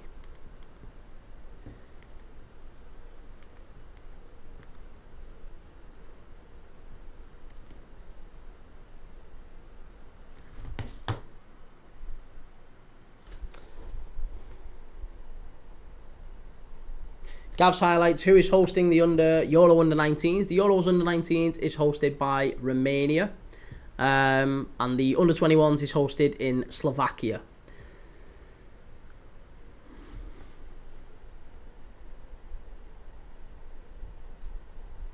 Right, so Flamengo, Chelsea. A Flamengo in the red.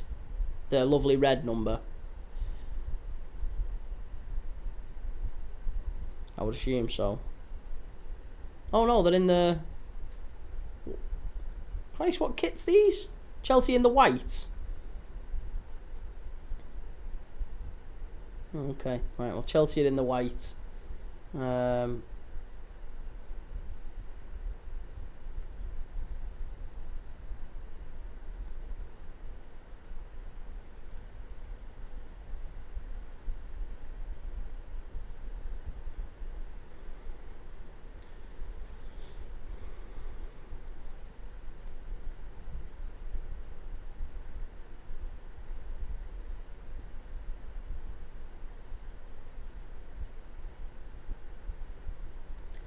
And it's 1-0 to Chelsea, and it'll be half-time. Right, okay. Right, we've got the kits all set up. We're all set up for the second half. It's kicking off in just a few minutes' time, and we're ready to go. Look at us doing a double stream all in one. This might break the record for the longest ever stream. Oh no, it won't. Oldham against Southend was about 4.5 hours. So this one's going to be about 4 hours, innit? Thereabouts. Yeah, about 4 hours. We'll go past the 4 hour mark though tonight for this stream. That's not bad going, is it? 4 hours. Flamengo against Chelsea. Lineups. Right, lineups. What are the lineups? Rossi, Wesley, Danilo, Leo Pereira, Ayrton Lucas, Eric Pulgar, Jorginho, Gerson, De Arrascaeta, Luis Araujo and Gonzalo Plata up front. For Chelsea, it's Sanchez, Cucurella, Colwill, Chalobah, Gusto, Caicedo and James, Fernandes in midfield, Palmer, Delap, Neto. According to this, Delap has been the worst player on the entire pitch. The worst player on the pitch. Gav's highlights, did that Auckland game ever restart? Someone's just said, has it restarted? I don't know, 1 second. Chelsea game delayed. Daniel, what team does Derry play for? Derry plays for Crystal Palace. Daniel, Schmidt or Saeed? Smith, S-M-I-T. Get Stuart Pearce back. Benfica game is delayed. Yes, mate. Benfica is delayed. 1 second. I'll just have a quick check and see what is going on in that one.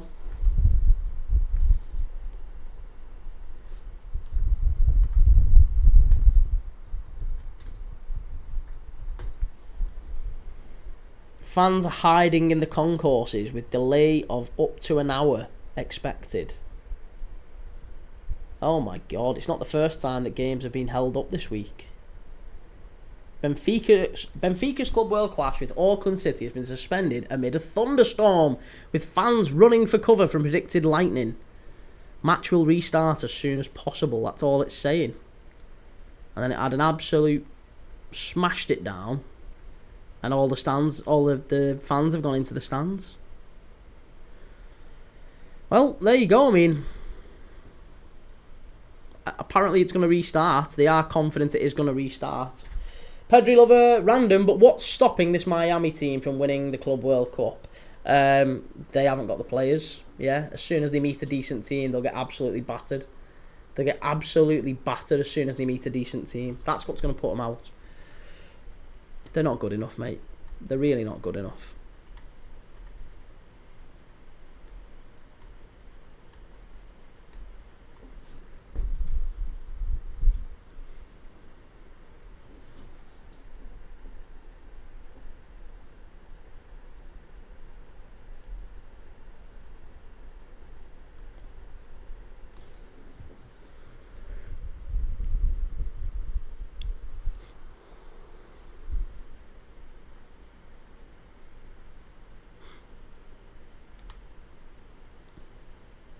Twisted Fate still delayed. Yeah, it is, isn't it? Still delayed. Still delayed and likely to be delayed for a while longer yet.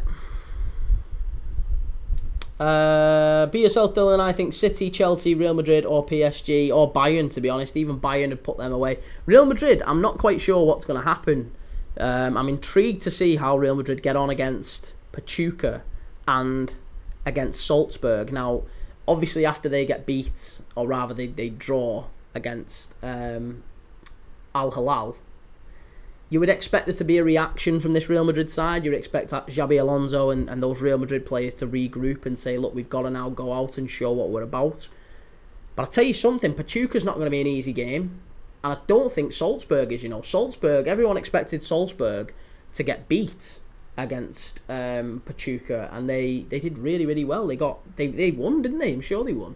They won last night. So yeah, there's some good teams I think Real Madrid have still got to face. In a normal season, they would put them away, but in a pre-season game, I think there's a chance that Real Madrid might not even make it through. Gav's highlights, I remember my mate down a USA national team game, I think it was, and that was suspended for a tornado warning for about an hour and a half. They're used to it there, honestly. Like, my mate lives in Florida, and he says sometimes they get, like, hurricane warnings and things like that, and it's... Christ, you don't know what to do, but they've got shelters and stuff over there, haven't they? Be yourself, Dylan. They won 2-1. Yeah, I saw that when I woke up this morning. Rolled over, checked the Salzburg score.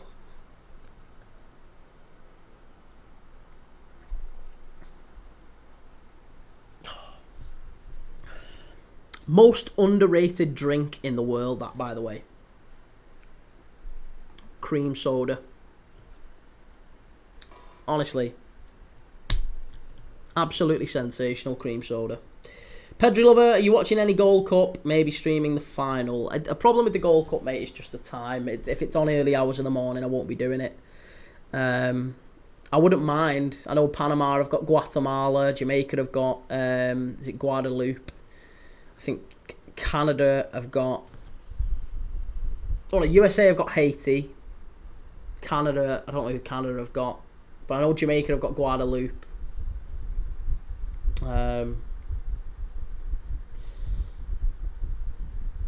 So no, probably I'd like to if it's on at a reasonable time, but I don't think it's going to be on at a reasonable time, sadly.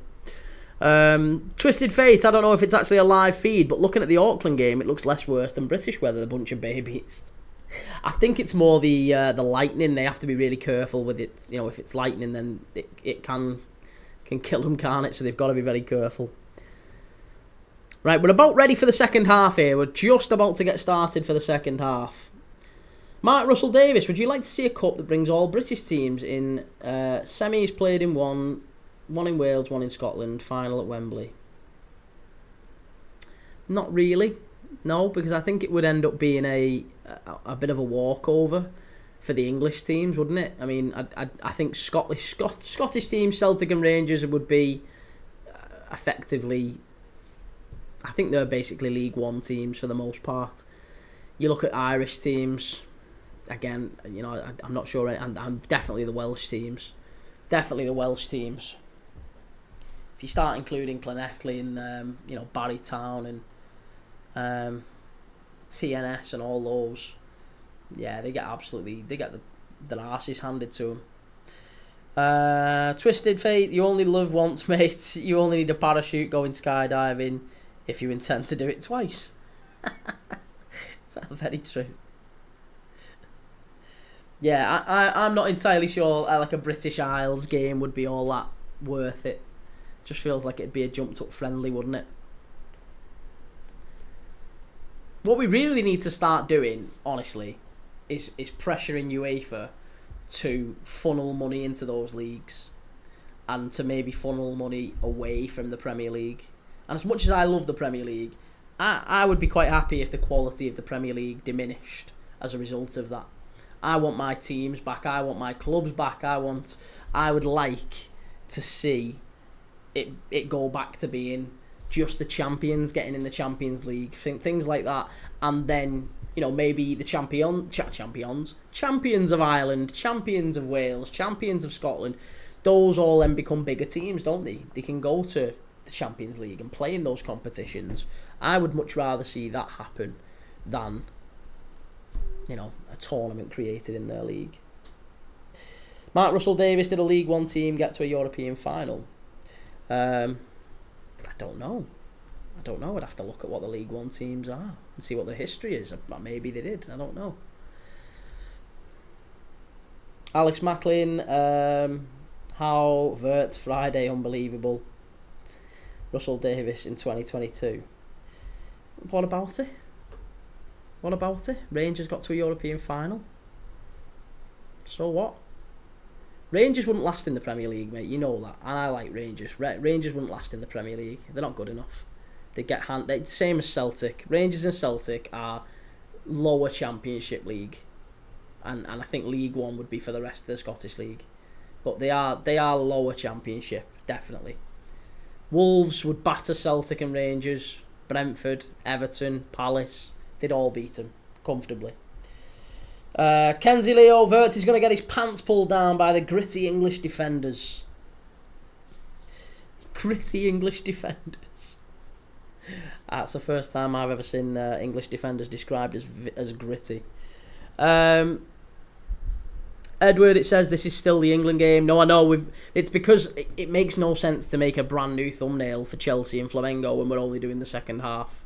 So I've just kept it on for the England game, and people who want to watch Flamengo can watch Flamengo. Twisted Fate players getting ready in the tunnel finally. Yep. Gav's highlights, I wouldn't mind the Nations Cup again, which we did back in the day, which was the 6 nations in rugby with England, Scotland, Wales, Northern Ireland and the Republic of Ireland. Yeah, I mean that would be okay, wouldn't it? Like a little round robin, maybe. Edward, Celtic would. Celtic wouldn't. Celtic would walk the Championship. Rangers would be in the playoffs. No, they wouldn't. Celtic wouldn't walk the Championship at all. They're nowhere near it. Ipswich are a better side than Celtic. And they've gone down.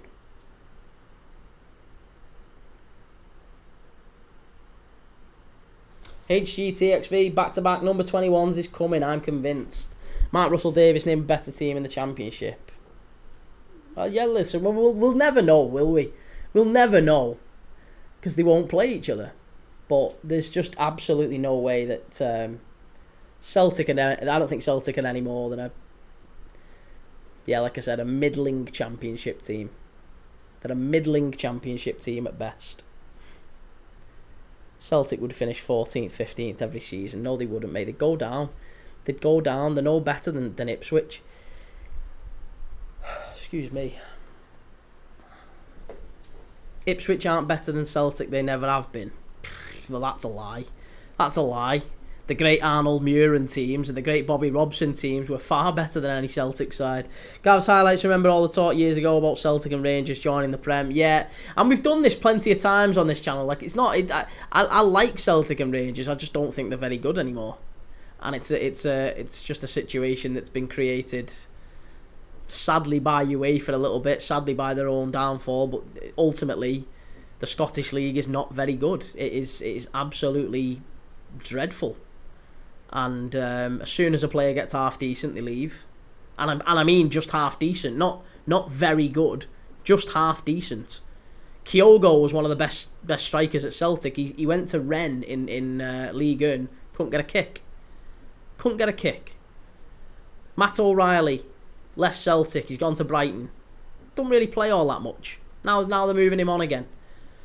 There's loads of players who are up in the SPL who just don't really cut it. The last time as soon as you get a good player in the SPL, they move within 12 months. Odsonne Edouard was another one, came to Palace. Crap. It's crap. Great up in Scotland, crap down here. As soon as they come to a proper league.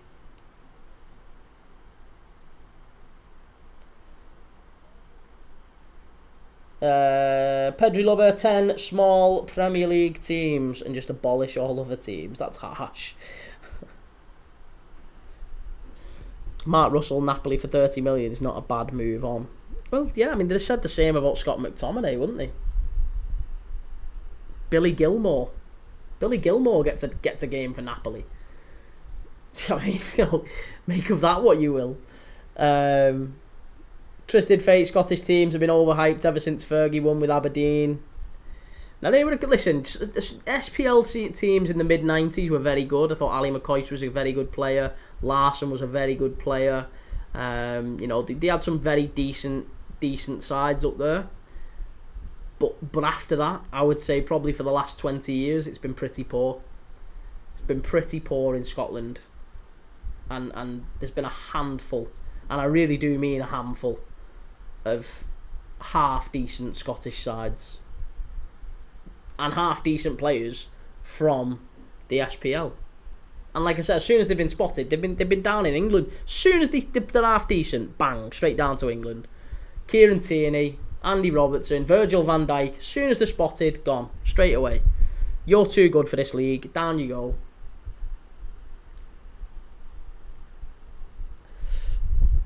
Gav's highlights that Jota, who was at Celtic, went to Saudi, couldn't get a game, and went back to Celtic. And that's it, that's usually what happens. That is usually what happens.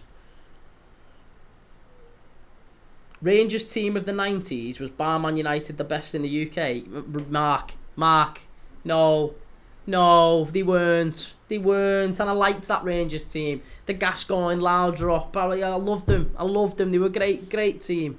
But no, they weren't. There was probably 3 or 4 English teams as a bare minimum who could have beat that Rangers team. Other than Man United. Liverpool, the Spice Boys would have beat Rangers. Easy. McManaman, Fowler, Collymore, Redknapp, big Neil Ruddock at the back. We'd have been smashing it. Twisted Fate, the current United side would win the SPL every season. I think if you put Brentford up there, now, they'd win the SPL every year. In fact, I'd say the same with Wolves. And I'd say the same with Everton. Everton would win the SPL every year. Everton would win the SPL every single year.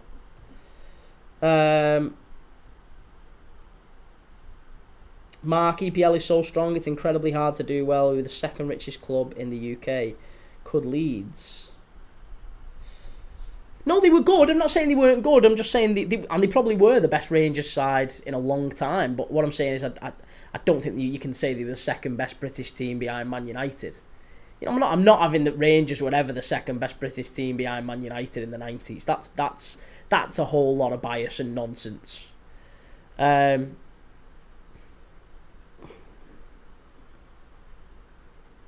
replying to you. Looked broken. It's all right, mate. It's okay. Yeah, I do. I think Liverpool for life. Florian Wirtz is in. He is. Yeah, he is. Has there been any changes in this one, by the way? Why has no one told me? Why has no one told me I've not started the clock? I've been too busy talking crap about frigging Celtic and Rangers for the last 5 minutes. Right, we're off, and it's a free kick to Chelsea. Gavs, you could put Southampton up there and they'd win it every year. I think Southampton would give it a good go. Yeah, I think Southampton would probably win it. Edward Henrik Larsson was class when he came to England, then went to Barca. Celtic are a huge, huge club. They're not, though, are they? They're not. They're only a huge club if you measure history. They're not a huge club anymore. They're not. Top players don't go to Celtic. That is literally what it is. The best players don't go to Celtic. Good players don't go to Celtic.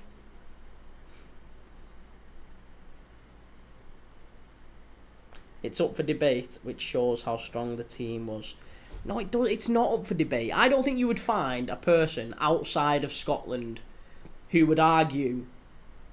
In fact, if you ask the question, totally like just neutral, right? Don't even mention Rangers, right? I reckon if you went to a group of football fans and you chose an Arsenal fan, a Liverpool fan, a City fan, a Celtic fan, or an Aberdeen fan, whoever, choose 1,000 football fans, right? And you asked them, name me the top 5 British football teams of the 90s. The top 5 British teams of the 90s.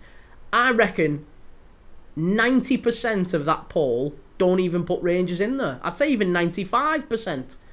I reckon 95% of that poll don't even answer Rangers in the top 5. And you're telling me the second behind United? No chance. Kieran, hi mate, hope you're good. My tooth was so bad I ended up in hospital. Now I'm back. Bloody hell, that's no good. Are you feeling a bit better though now, mate? Edward, how are they not? Explain. Well, it's not up to that. You're asking me to prove a double negative. You explain to me how they are. I am saying the only metric in which Celtic are a big club is that historically they won things. That's it. There's nothing else. There's nothing else that says that they're a big club. They have no player pulling power right now. They're not a very good team. Every other metric that you care, really. Every other metric that you would measure the size of a club, I think Celtic fail in now. But yeah, they won trophies a long time ago, so I guess they're a big club. Chelsea with the ball in, cleared away. Domenico Parry, how's it going? Oliver the Audi lover, Everton. Domenico Parry results, Flamengo Chelsea. It's currently 1-0 to Chelsea. Yeah, 1-0 to Chelsea. Tony Stark, everyone would say Rangers just based on the Battle of Britain game. Smell and wheat, why would you have Rangers? Exactly, I wouldn't at all. Oh, unlucky. Flamengo really should have scored there. Flamengo definitely should have scored.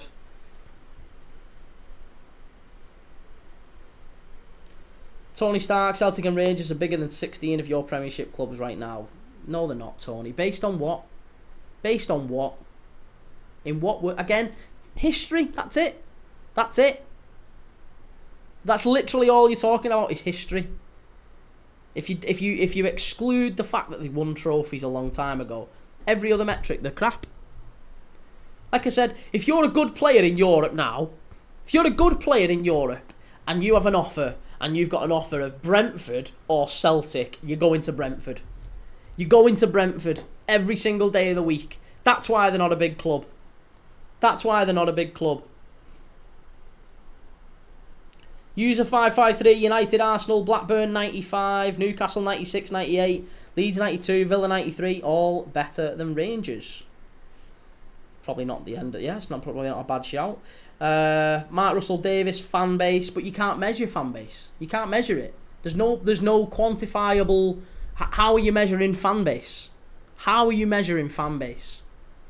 Every club's got a massive fan base, but we can't tell you which one's bigger than another. Fan base measures size of club, not the league they play in, right? So tell me how big Celtics is. Give me a number. How big's is Celtics? You'd literally be plucking a number out of thin air. There's no qualifying number. Mark Russell, go to Africa, find a Brentford fan. So so then it's about reach. It's about reach. It's about Brentford fans moving to Africa. Is that what we're saying? That's a really mad metric for big club, but whatever works for you, mate. I think that's a bit of a mad one. Tony Stark, you can Google it. Google it then. Google it. Tell me. Google. How many fans of Celtic are there in the world?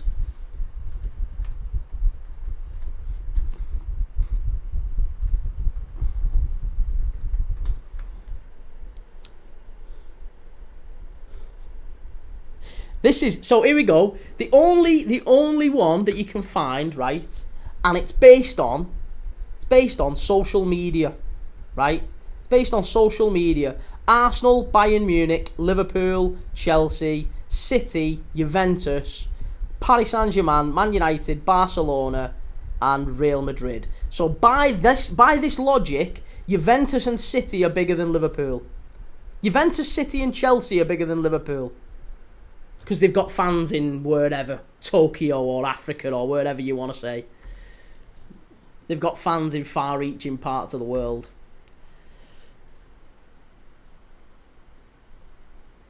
Tony Stark now he's talking. No, I'm not talking about social media. No, I am giving you a metric. I'm giving you a way to measure it. You're saying that's a rubbish way to measure it, but you're not even giving me one. Give me one. Give me a way to measure it. I have asked you to give me a number. What is the number of Celtics fans worldwide? And then compare that to everyone else's for you to be able to assert they've got a massive fan base. You can't. You can't do it. It's impossible. It's impossible. It's just a feeling you've got. Just a feeling you've got, and that's fine. We all have feelings, but you feel that Celtic have a bigger fan base than other teams. And I'm saying there's no way to verifiably prove that. None. Tony Starr, you just mentioned... Yeah, I mentioned social media as the only... That's the metric I've found. That is a metric I've found, and I'm saying that metric is flawed because it's saying that Juventus, Chelsea and City are bigger than Liverpool.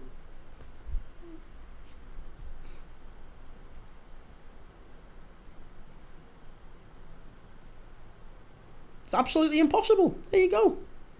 You're a podcaster and haven't got a clue. I'm not a podcaster. So that, I mean, let's just get that right first. The guy who calls himself Iron Man. Let's just get that right first, Tony Stark. Twisted Fate, I'd take this, people basically saying United is still the biggest team in England. The number is 9 million. Where have you got that from, Edward? Where have you got it from? You've plucked a figure out of thin air. Gav's highlights, was your title win this season makes you level again with United on titles? Yes, it puts Liverpool level on titles with United, but we have double the number of European Cups, and we've won lots more. So, in terms of historical success, we're bigger. In terms of current success, we're bigger. In terms of current standing in the game, we're bigger. In every way you want to measure, we're bigger. The only argument Man United fans have got is the same nonsense these Celtic fans are coming out with, which is, we've got a bigger fan base though. Right, okay. So define what your fan base are. Give me a number. Give me a number and I'll give you a number for Liverpool then. There's no number. You can't do it. Edward Brown, look it up. What is Celtic's fan? No, you look it up. You've just told me 9 million. Where did you get 9 million from? Where have you got 9 million from? and then look up everyone else's and tell me where they are in comparison to Celtic to say that they are a massive club. That is absolutely astonishing. The logic is laughable. The logic is absolutely laughable. Oh, good grief.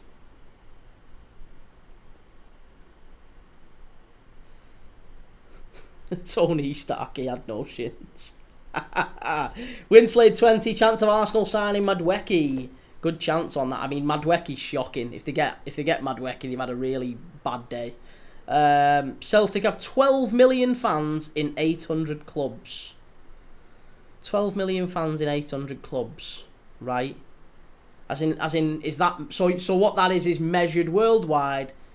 The Japan Celtic Supporters Club, is that how that's measured? You can Google it. Just did. Second post in Google. Celtic are the second biggest club in Britain, though. Liverpool third, Rangers fourth. Right, okay. No way on God's green earth to find out the exact number of fans. And listen, I'm not even asking for an exact. I'm asking for an approx. I have repeatedly asked these people, give me an approx. They can't even give me a number. They can't even give me a number. They laugh at the number that I give them. Mention social media. Yeah, it's wrong. Itty! Oh, what a save! What a save! Flamengo very nearly making it 1-1 there. Twisted fate, to be fair. United shirt sales have gone down a lot because people are refusing to buy shirts right now. Isn't a fair comparison between United and Liverpool, but I have to concede you are the most successful. But this is it. See, there you go. So you mentioned shirt sales, right? You could use shirt sales as a way to measure how successful a club is. Which club sells the most shirts? One shirt equals one fan, maybe. So is it that? Is it shirts sold worldwide? That could be a good indicator. That'd be at least a metric, wouldn't it? That'd be something.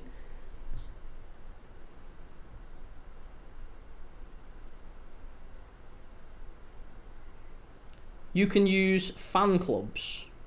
No. I'm not saying you can't use fan clubs. I am saying that there's got to be some sort of a metric that we're using. You're not willing to give one. You're not willing to give one. Chance, Flamengo, could be. It is, it's 1-1.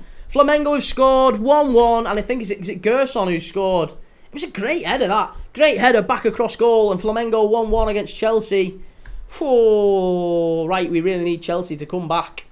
Really need Chelsea to come back.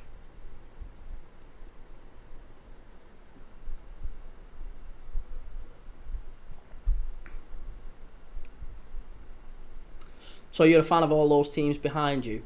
No. Oh my God. It's not just me, this, is it? It's not just me. Is anyone else dealing with this? Absolute head the ball, this fella. I'm a Rangers fan, so it hurts me today that your logic is so wrong. Mate, you're about 4 plant pots short of an allotment, you. In the nicest and most respectful way. Gav's highlight. Fuck's sake, mate, no way. It was a horrendous piece of goalkeeping again, I think, by Robert Sanchez. He's got to do a little bit better there, I think. Got to do a little bit better. No, it wasn't Gerson, it was Henrique. Right, come on, Chelsea. Come on, Chelsea. We desperately need to sort it. Tony Stark, you wouldn't say that in front of me, though. Why? Are you a violent man? You're not going to get whatever his face on me, are you? One of the other fucking Marvel superhero franchise. What's going on?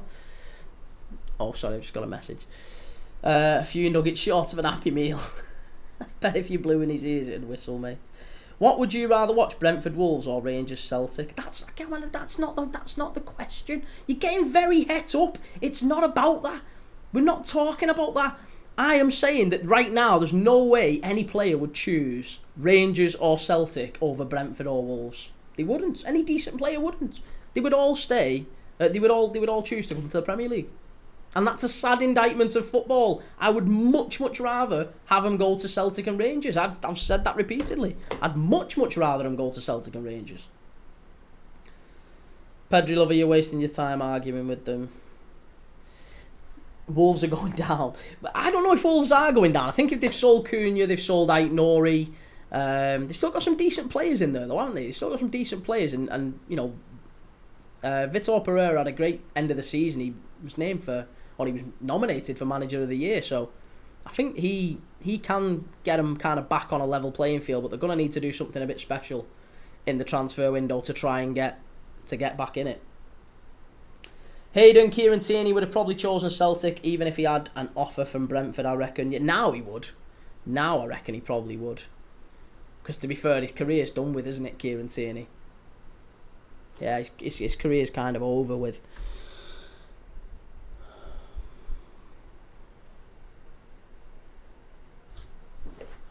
I'll tell you what, they're bouncing here at Flamengo. Absolutely bouncing. Tony Stark career's done, he's 28. He's finished. He's finished. He's finished, mate. Twisted Fate, speaking of Brentford, did Kirkes come from there? No, Kirkes came... Oh, they've scored again. It's 2-1, Flamengo. Oh, I knew I should have cashed out. I knew I should have cashed out. The shite Chelsea. They're absolutely shocking. They're absolutely shocking. He's not Finnish, he's Scottish. I can't believe they've not called up Anthony Amy. Oh, he's the absolute best phone-in ever. Hayden, very unfortunate player. He's still crap though, isn't he? He is crap. Even when he was fit and playing at Arsenal, he was crap. He's not Finnish, he's 27. He's only 28. Right, Flamengo 2-1 up here. They've turned it round. Twisted Fate, Benfica 2-0. Oh, was it back on? It's back playing now, Benfica. Is he onside? That's the question. Yeah, he's miles on. Miles on. Shocking play by Chelsea. Shocking play. User 553. Well-known fact, Celtic are the second biggest. Look at the stadium and how it's filled. That's one measure. Size of stadium. Size of stadium, number of trophies 50 years ago. Yeah.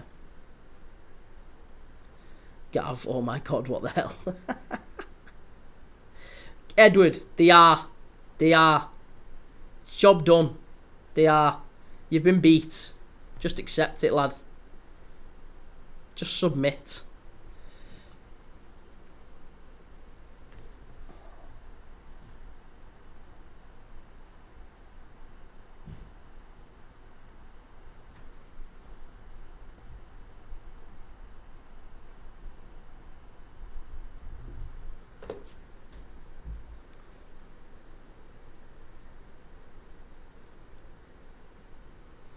Soon looking at Rashford on loan if you lot are daft enough to buy Gordon for 100. Stop shaking Gordon at us like we're interested in Gordon. We're going to get Isak. Why you keep doing that? You keep pointing at Gordon at us. You still want him though. We'll keep Isak. You can have Gordon instead. Get on your bike. Chelsea is Scottish League level 1. Chelsea get done by Gretna playing like this. Oh, that's a red. It's a red. He's straight off. He's straight off. It's a red card for Madueke. Is it Madueke? No, Nicholas Jackson. Straight red for Nicholas Jackson. I'll tell you something. Oh, that was straight down the front of his shins as well. Oh,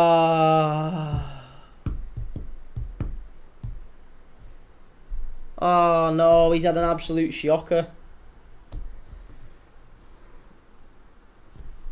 It's a straight red card. Gav, I did think that the South American teams would be the toughest. The thing is, I don't even think they're playing all that well. I just think Chelsea have just been shocking. Chelsea have been absolutely shocking. Hayden, Alfreton Town would give Chelsea a game right now. What is an SPL?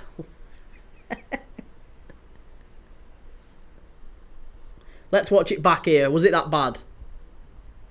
Fucking hell. Whoa, that's not just a red card. That's like a... He's got to get a super FIFA ban for that. Oh, do you know what? That's horrible, that. He's gone totally over the ball there. He's gone over the ball and he's fully gone in to hurt him. That is so like 100% a red card. Not even disputed. Not even disputed.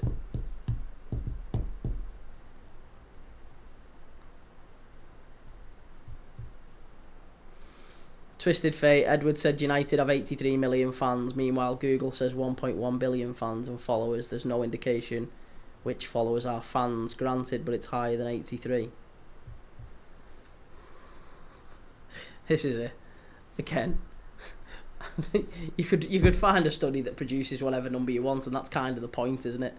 It's kind of the point. You could use metrics like, for example, shirt sales, or you could use it based on number of supporters clubs worldwide, or you could use it based on, I don't know, number of empty seats per game across a 10-year period. You could qualify whichever one you wanted to do. You could do it in many, many different ways, and it'd probably produce different results, and that's exactly my point. It's a nonsense question because it doesn't have an answer. And that's why you asserting that it does have an answer is pointless and pathetic. There is no answer for it. There is no answer. There's no club bigger than another based purely on fan base. It's an absolutely disgusting thing to assert. Ronnie Dodge, hey mate, back from holiday. How long is match bans? How long is match bans? Oh, for this, I just think he misses the next couple of games. I think he's still back for the Premier League and whatever. I don't think he gets any of that, but... Jake, you think Tony's a troll? Wait till Isaac stays the turn. I'll mention it every 5 minutes. Come on, Chelsea. Oh, the shities. Danny, attendance has got to be the biggest indicator of a big club. Well, not necessarily. No, not necessarily. Jake Curtin, they've got 27,000 empty seats. Sunderland's a massive club. I love that. Machina Joe, good morning from a cold and foggy Sydney, Australia. I wish it was cold and foggy here, Joe, because it's absolutely sweltering here in the UK. It's boiling hot. And not only is it boiling hot, it feels like there's just a wet cloud just descended in the middle of it. And everything's muggy and sweaty and minging and it's stifling. It feels like you're in an oven.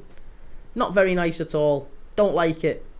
I'd much rather be cold and foggy at this moment in time. Twisted Fate, the best way is stadium capacity, fans, shirt sales, trophies, etc. All as one, not just one concept that beats others. It's true. Nick Nack, oh dear, what are Chelsea doing? Still they'll get out the group, right? I would imagine so. Yeah, I would imagine so. Kieran, I'm super tired, mate. I had anaesthetic now, had to take my tooth out, but no more pain. Okay, good. As long as you've got no more toothache, that's the best bit.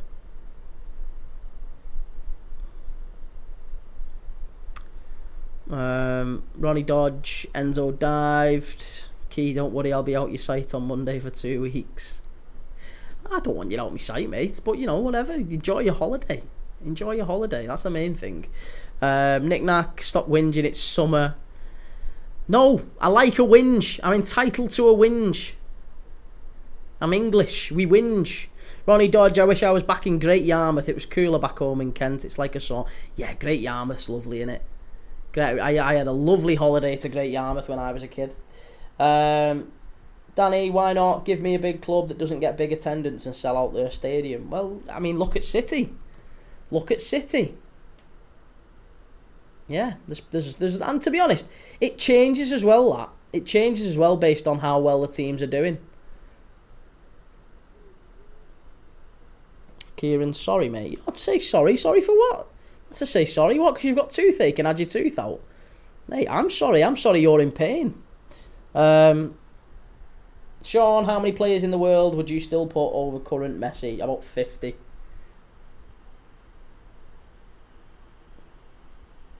Mark Russell Davis, here is one. Best fan songbook. I don't know. I don't really know any of the songs up in Scotland. SMT, imagine what it's like being Burnley fans. Hey, they're in the Premier League, if nothing else. Twisted Fate, Nick Nack, Paddy Wack, give a dog a bone, Man City, F off home.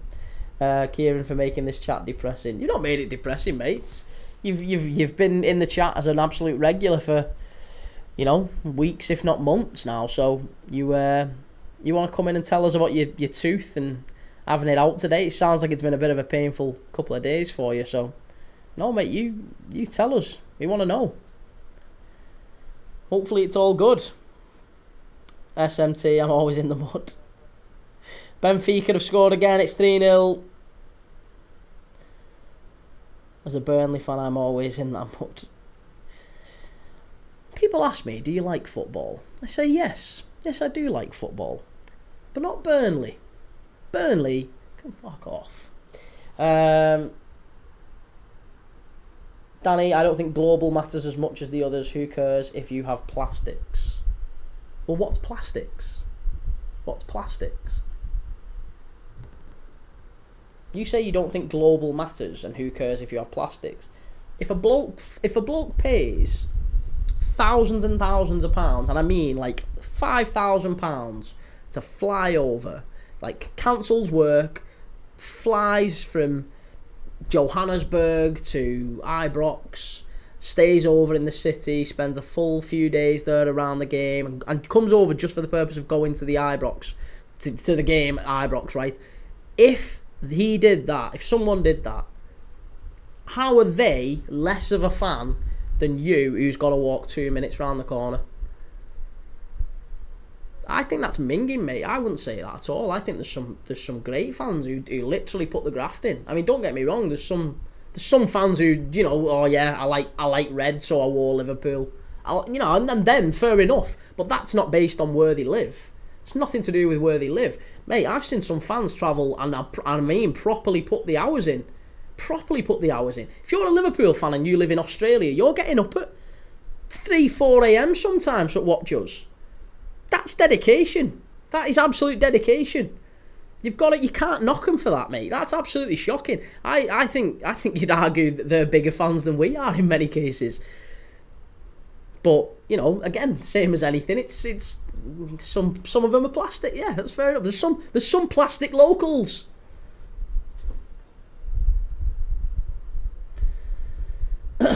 Nick Nack, are they still playing in that one? Yeah. It's there was a big rainstorm or something. Kieran Baines, thanks mate. Change of subject. How has Delap been tonight?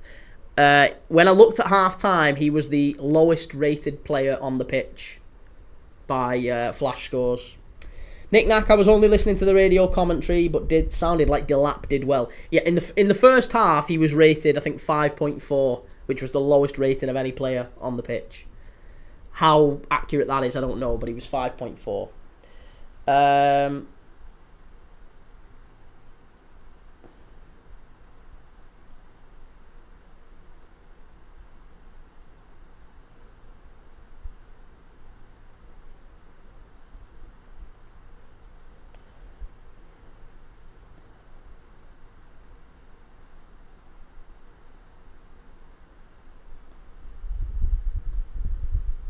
Mark, and there's about 6 clubs in England who have fans like that, and of course Rangers and Celtic, big clubs.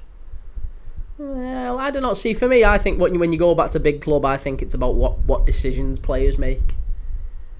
I think obviously it's multi-layered. It's layered, let's say that. So there's maybe an element of it being about having fans in far-flung places in the world, right? I can get on board with that.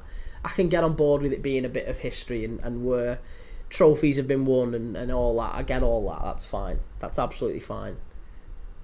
But I would also argue it's about what decisions players make right now. And right now, no one's picking Celtic and Rangers over Brighton or Brentford or Wolves or Palace. They're just not. And that's why I would never say they are a big club now. I think Man United are a massive club, but they're certainly smaller than they were 10 years ago. Because now I think the best players in the world aren't choosing Man United.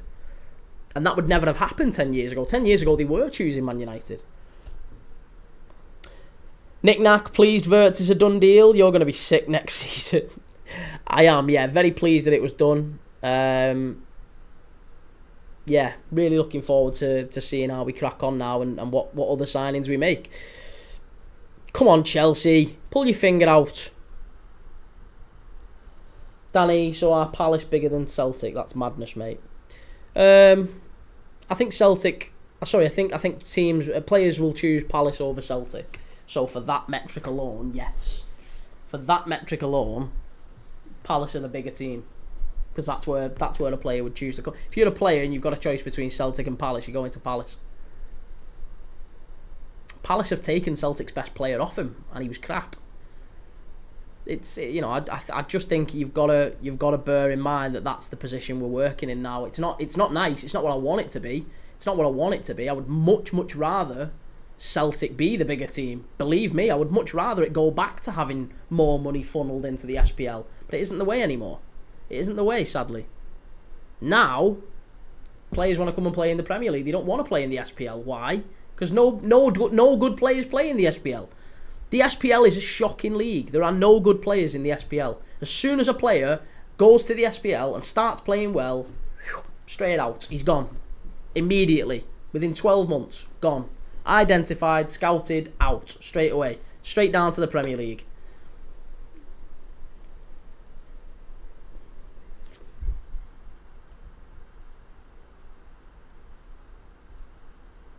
Emiliano, a big club has nothing to do with how the team plays. Schalke is also a big club, or Hamburg. Yeah, I don't know about that, Guten Tag, Emiliano. I wouldn't say that. Danny, so the more money they have, the bigger they are. I think it's no, it's layered, Danny. It's layered. Like I said, it's all encompassing. It's lots of different things. It's lots and lots of different things.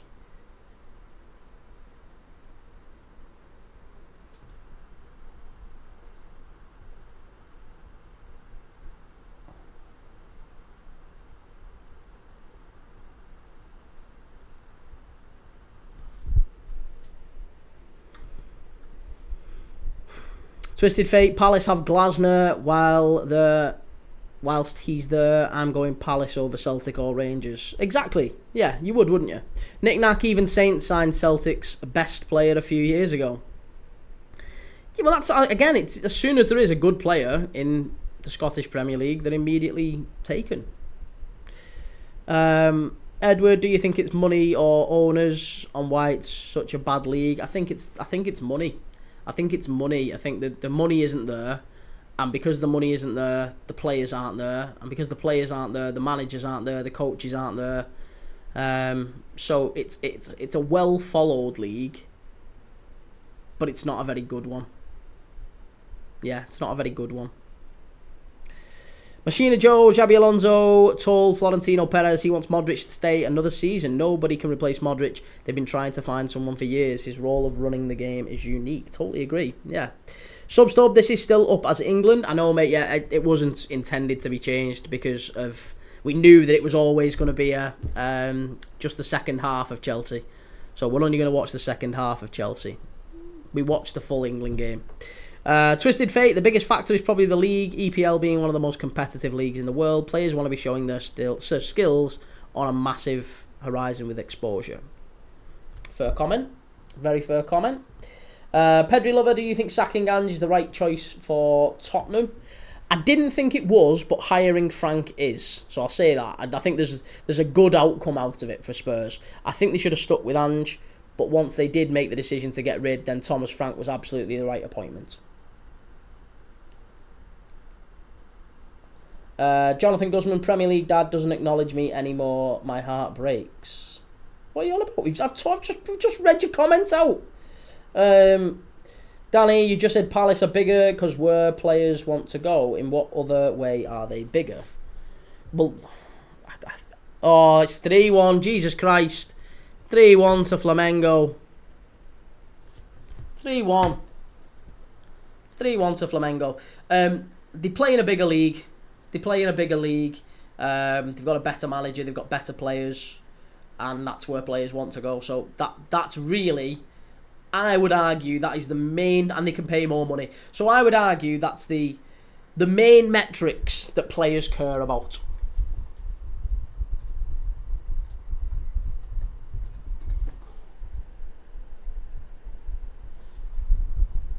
The highest sort of... The most important things any player coming to making a decision on a move, and if they've got a choice between Celtic and Palace, the things that they would care about would be who's my manager, who's my teammates, how much money am I going to get paid, what chance have I got to win things, and what's the competition like. That's those 5 things, and Palace beat Celtic on every single one of them.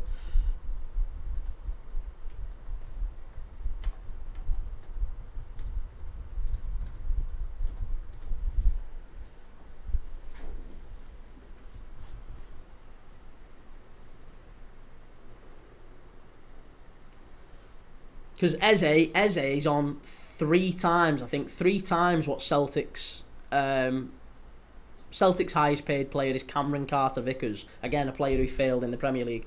3 times as much money as he is. So that's probably the gulf between the teams. Celtic, Palace are 3 times as good. Mark Russell Davis, Chelsea losing to a zoo, huge club. Who cares what players cared about overpaid furries? Anonymous Potatoes Jr. Where do you think Burnley finish at the end of the season, mate? I think that Burnley finish...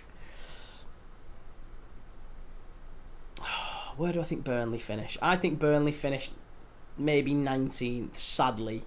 I think losing Egan Riley, maybe losing Esteve, maybe losing... well, we don't know what happens with Scott Parker, but certainly James Trafford as well as another one. I think Burnley are going to have to make some changes, and it's going to kill them, I think. Depends what happens with Scott Parker, depends what happens with James Trafford, depends what happens with Esteve, and I guess we'll see. But I would argue Burnley maybe 18th, 19th. I think you probably do just about go down. Danny, in 20 years, Palace could be anywhere, but you know Celtic will still be in the Champions League and winning trophies. Yeah, and the players that choose that are not very good players. And that is the situation, isn't it? Players have that choice, don't they? They can come and play in the Champions League for Celtic, or they can go and play in the Premier League for Palace, and they still choose Palace.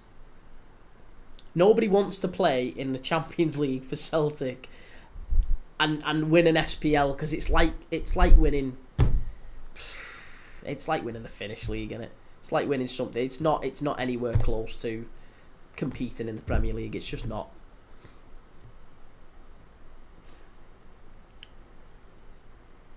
Burnley stay up, trust. We get 14th if Trafford and Stevie stay. I think you've got a good chance, don't get me wrong, or rather you've got a better chance than Leeds. I think you've got a better chance than Leeds, but I think you need to do some work in the summer transfer window. Yeah, you're gonna need to do some work.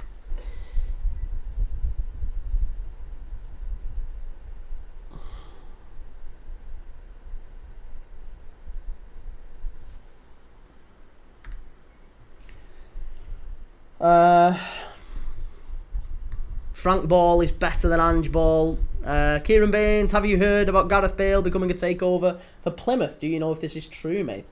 No, I've heard whispers, mate, but nothing confirmed or anything. Nick Nack, can't say they don't deserve it. That's true. Flamengo are used to these conditions. Machina Joe, sometimes the players' wives are the boss. For example, Zidane's wife made him leave Juventus because she hated the cold in Turin. Is that true? I remember Liverpool being linked with Zidane, and apparently we was going to sign Zidane, we was going to sign Trezeguet, and in the end we ended up signing Bruno Cheyrou. Benfica have scored a 4th against Auckland.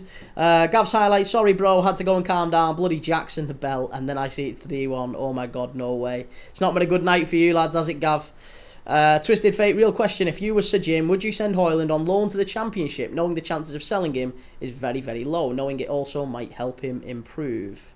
Nick Nack thinks he'll go back to Italy. Yeah, I think Højlund goes back to Italy, and I think there's a player in Højlund as well. I think Rasmus Højlund... See, do you know what? Talking about Celtic, I think Rasmus Højlund would go to Celtic, he'd probably be the best player in the league, quite quickly. He'd tear it up there. He'd be playing in the Champions League. He would smash it. He would absolutely smash it. Machine de Joe, Trezeguet was good. Trezeguet was amazing, wasn't he? Top player, David Trezeguet.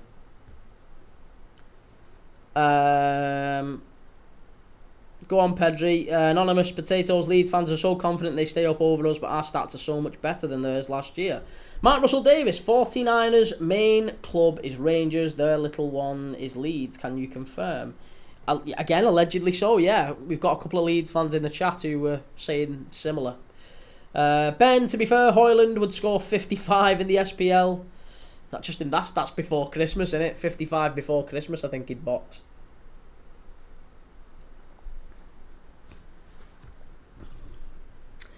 Oh, Chelsea have cost me some money tonight. They have cost me some money tonight, these rat bags. Anonymous Potatoes, Twitter are going to sponsor Burnley, if you have heard. I haven't, no. Sully did the Dutch win. Yeah, Netherlands battered us, mate. 4-2 it finished in the end. Really, really good game, but it's finished 4-2. Gav's highlights, we should just leave Jackson in America whilst he's asleep, do a runner. Twisted Fate, my issue isn't with Højlund, by the way. He should not be leading United's lines at such a young age. He should have been a backup. This is where it lays with the club's footballing decisions. Completely agree with that. Oh, come on, finish it, must be! Ah, no. It's going to be a corner to Chelsea. Benfica 5, Auckland 0. Neto, big deflection. Mark Russell Davis, opinion on Vardy to Rangers. Has that happened now? Is that confirmed? I think that would be a really good move for Vardy. Yeah, I think he'd do really well. I think he'd probably finish top scorer in the SPL. Anonymous Potatoes, by the way, have you heard Lazio are coming to Turf Moor on the 8th of August for the friendly, the scenes. Hey, watch out for them Lazio Ultras. Watch out for them Lazio Ultras. I've had first-hand experience with the Ultras in Rome.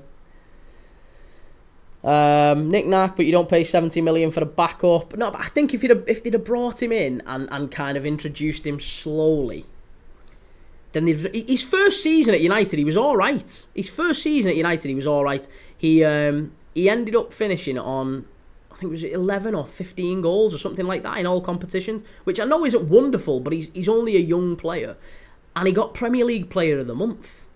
Like, you know, he did all right in his first season. Not a terrible start. And given he was only ever brought in, I think if you're paying 70 million, you should have expected him to come in and hit the ground running. But they knew that from the profile of player they were signing. He hadn't started loads of games for Atalanta, had he? Ole Sastre. Ya corre la saeta, attaccami Madrid. Soy lucha, soy bellezza el grito que aprende. I don't know what that means. Let's have a look. What does it mean? Translate. Attacks my Madrid. I fight. I am beauty. The cry I learned. Don't know what that means. Anonymous Potatoes, I'm going to give you a follow to give stick if Burnley do well. Cheers, man. Yeah, it'd be good to see you. Good to see it if we do see Burnley end up staying up next season. I said at the end of the season, mate, that I think that at least one of the promoted sides will stay up, but I wasn't sure which one. It would depend heavily on what happens this summer. So it's still kind of all up in the air. I could be persuaded by Burnley. I think Leeds or Burnley will stay up. I'm not convinced on Sunderland. I think Leeds or Burnley stay up. But at this moment in time, I think the way that it's going for Burnley, I'm kind of convinced that it's probably going to be I think it's probably more likely to be Leeds at this moment, sadly. Omar, how is Chelsea losing 3-1? They've had a man sent off as well. They've had Nicholas Jackson sent off. Anonymous Potatoes Jr. Dyche managed to do it 8 years with us. Yeah, but that's Dyche, innit? That's Dyche. That's Sean Dyche. Twisted Fate, Look Up, SEG, Eric Ten Hag's Mafia, we call them. Nick Knack, he has £34 million SEG agency, signed him to the agency, price went to 70 million, then Eric Ten Hag's son is working for SEG. Wow, now that's a good conspiracy. Anthony's another one with SEG. They made 30 million, United signing Anthony. Oh, now that is a very, very good shout, isn't it? Conspiracy. A conspiracy theory. United signing players linked to Eric Ten Hag's son. I didn't know that. Nick Knack, if a promoted team stays up, who goes down? Brentford, Bournemouth, Everton. Not Bournemouth. I think Everton are a possibility. I think Brentford are a possibility. If they keep selling players. If they sell Mbermo, they sell Wissa. Thomas Frank's obviously gone. We don't know what's going to happen with the likes of Sharda. Maybe Nathan Collins might be going as well. He's been linked to Liverpool today. Wolves is a possibility as well, I would say, yeah. Wolves is certainly a possibility. They've lost Cunha, they've lost Aït-Nouri. They've not got Strand Larsen anymore, so... this could be another red. I think it could be a second red here. Oh, no. Could have. I thought Cucurella was going to get a second red. Knick-knack, Bournemouth are getting asset stripped right now.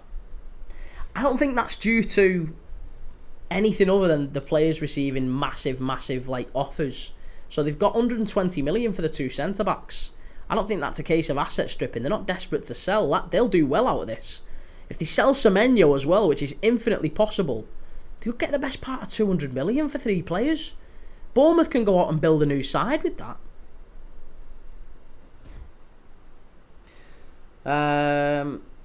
Oli Sastre is part of the Madrid anthem. Right, okay. Ben Bale isn't now in for Plymouth. He's leading a consortium to buy Cardiff. Ornstein 4 hours ago. Okay, there you go. That's the answer, Kieran.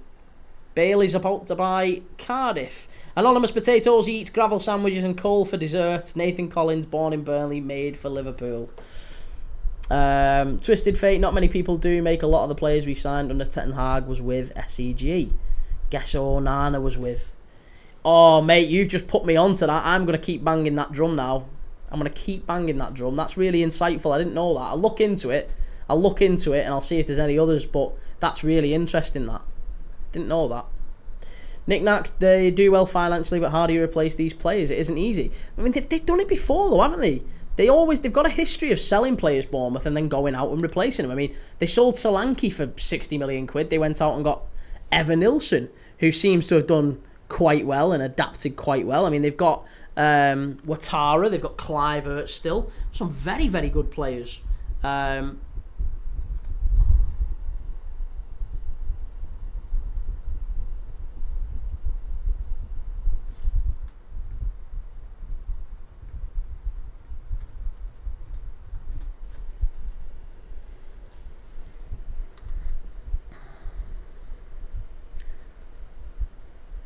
They've only not long as well signed Hamed Traore and Tyler Adams, Luis Sinisterra, Alex Scott. Tyler Adams, I mean, I'm not sure about Tyler Adams. But they've got some big sales. They have got some big sales. Solanke, Hyson, now Kirkes, Ake. They've done well to get big sales, and I reckon they'll do okay to replace them. They'll do all right.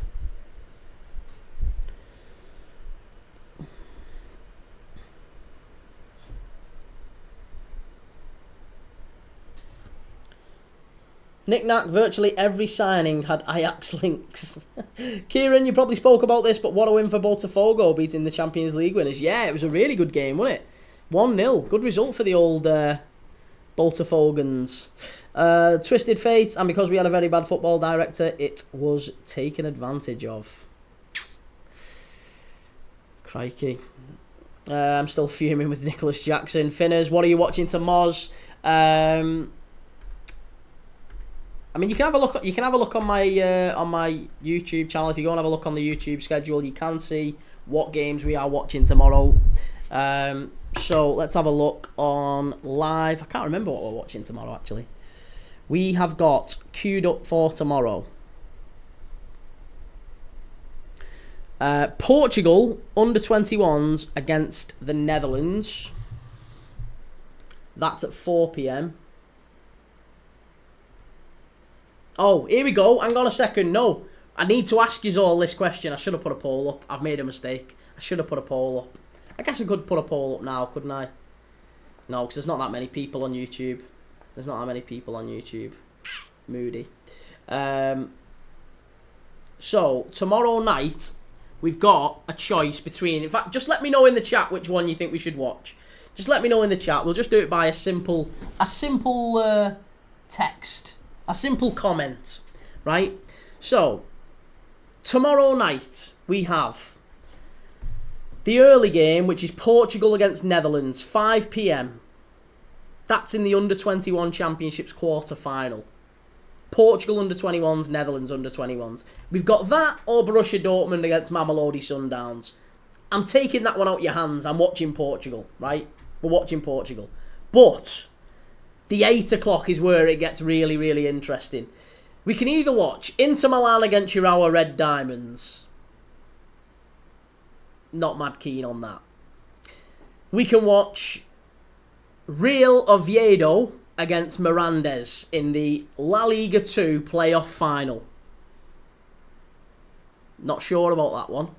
Don't mind it. Don't mind it. They're 1-0 down, Real Oviedo, and they've got them back at home. So Santi Cazorla could potentially get Real Oviedo back up into La Liga. It's that, or Spain under-21s against England under-21s, again in the under-21 championship quarter-final. So I think I would personally have chose the 2 under-21 quarter-final games. But we did talk about doing Oviedo against Mirandes, didn't we? We did talk about them. But I think it's Spain and England in the under-21 championships are going to be really good. So, personally, I think it might be the 2 under-21 games. But I am happy to be guided by you guys. Maybe we talk about it in the Portugal game tomorrow.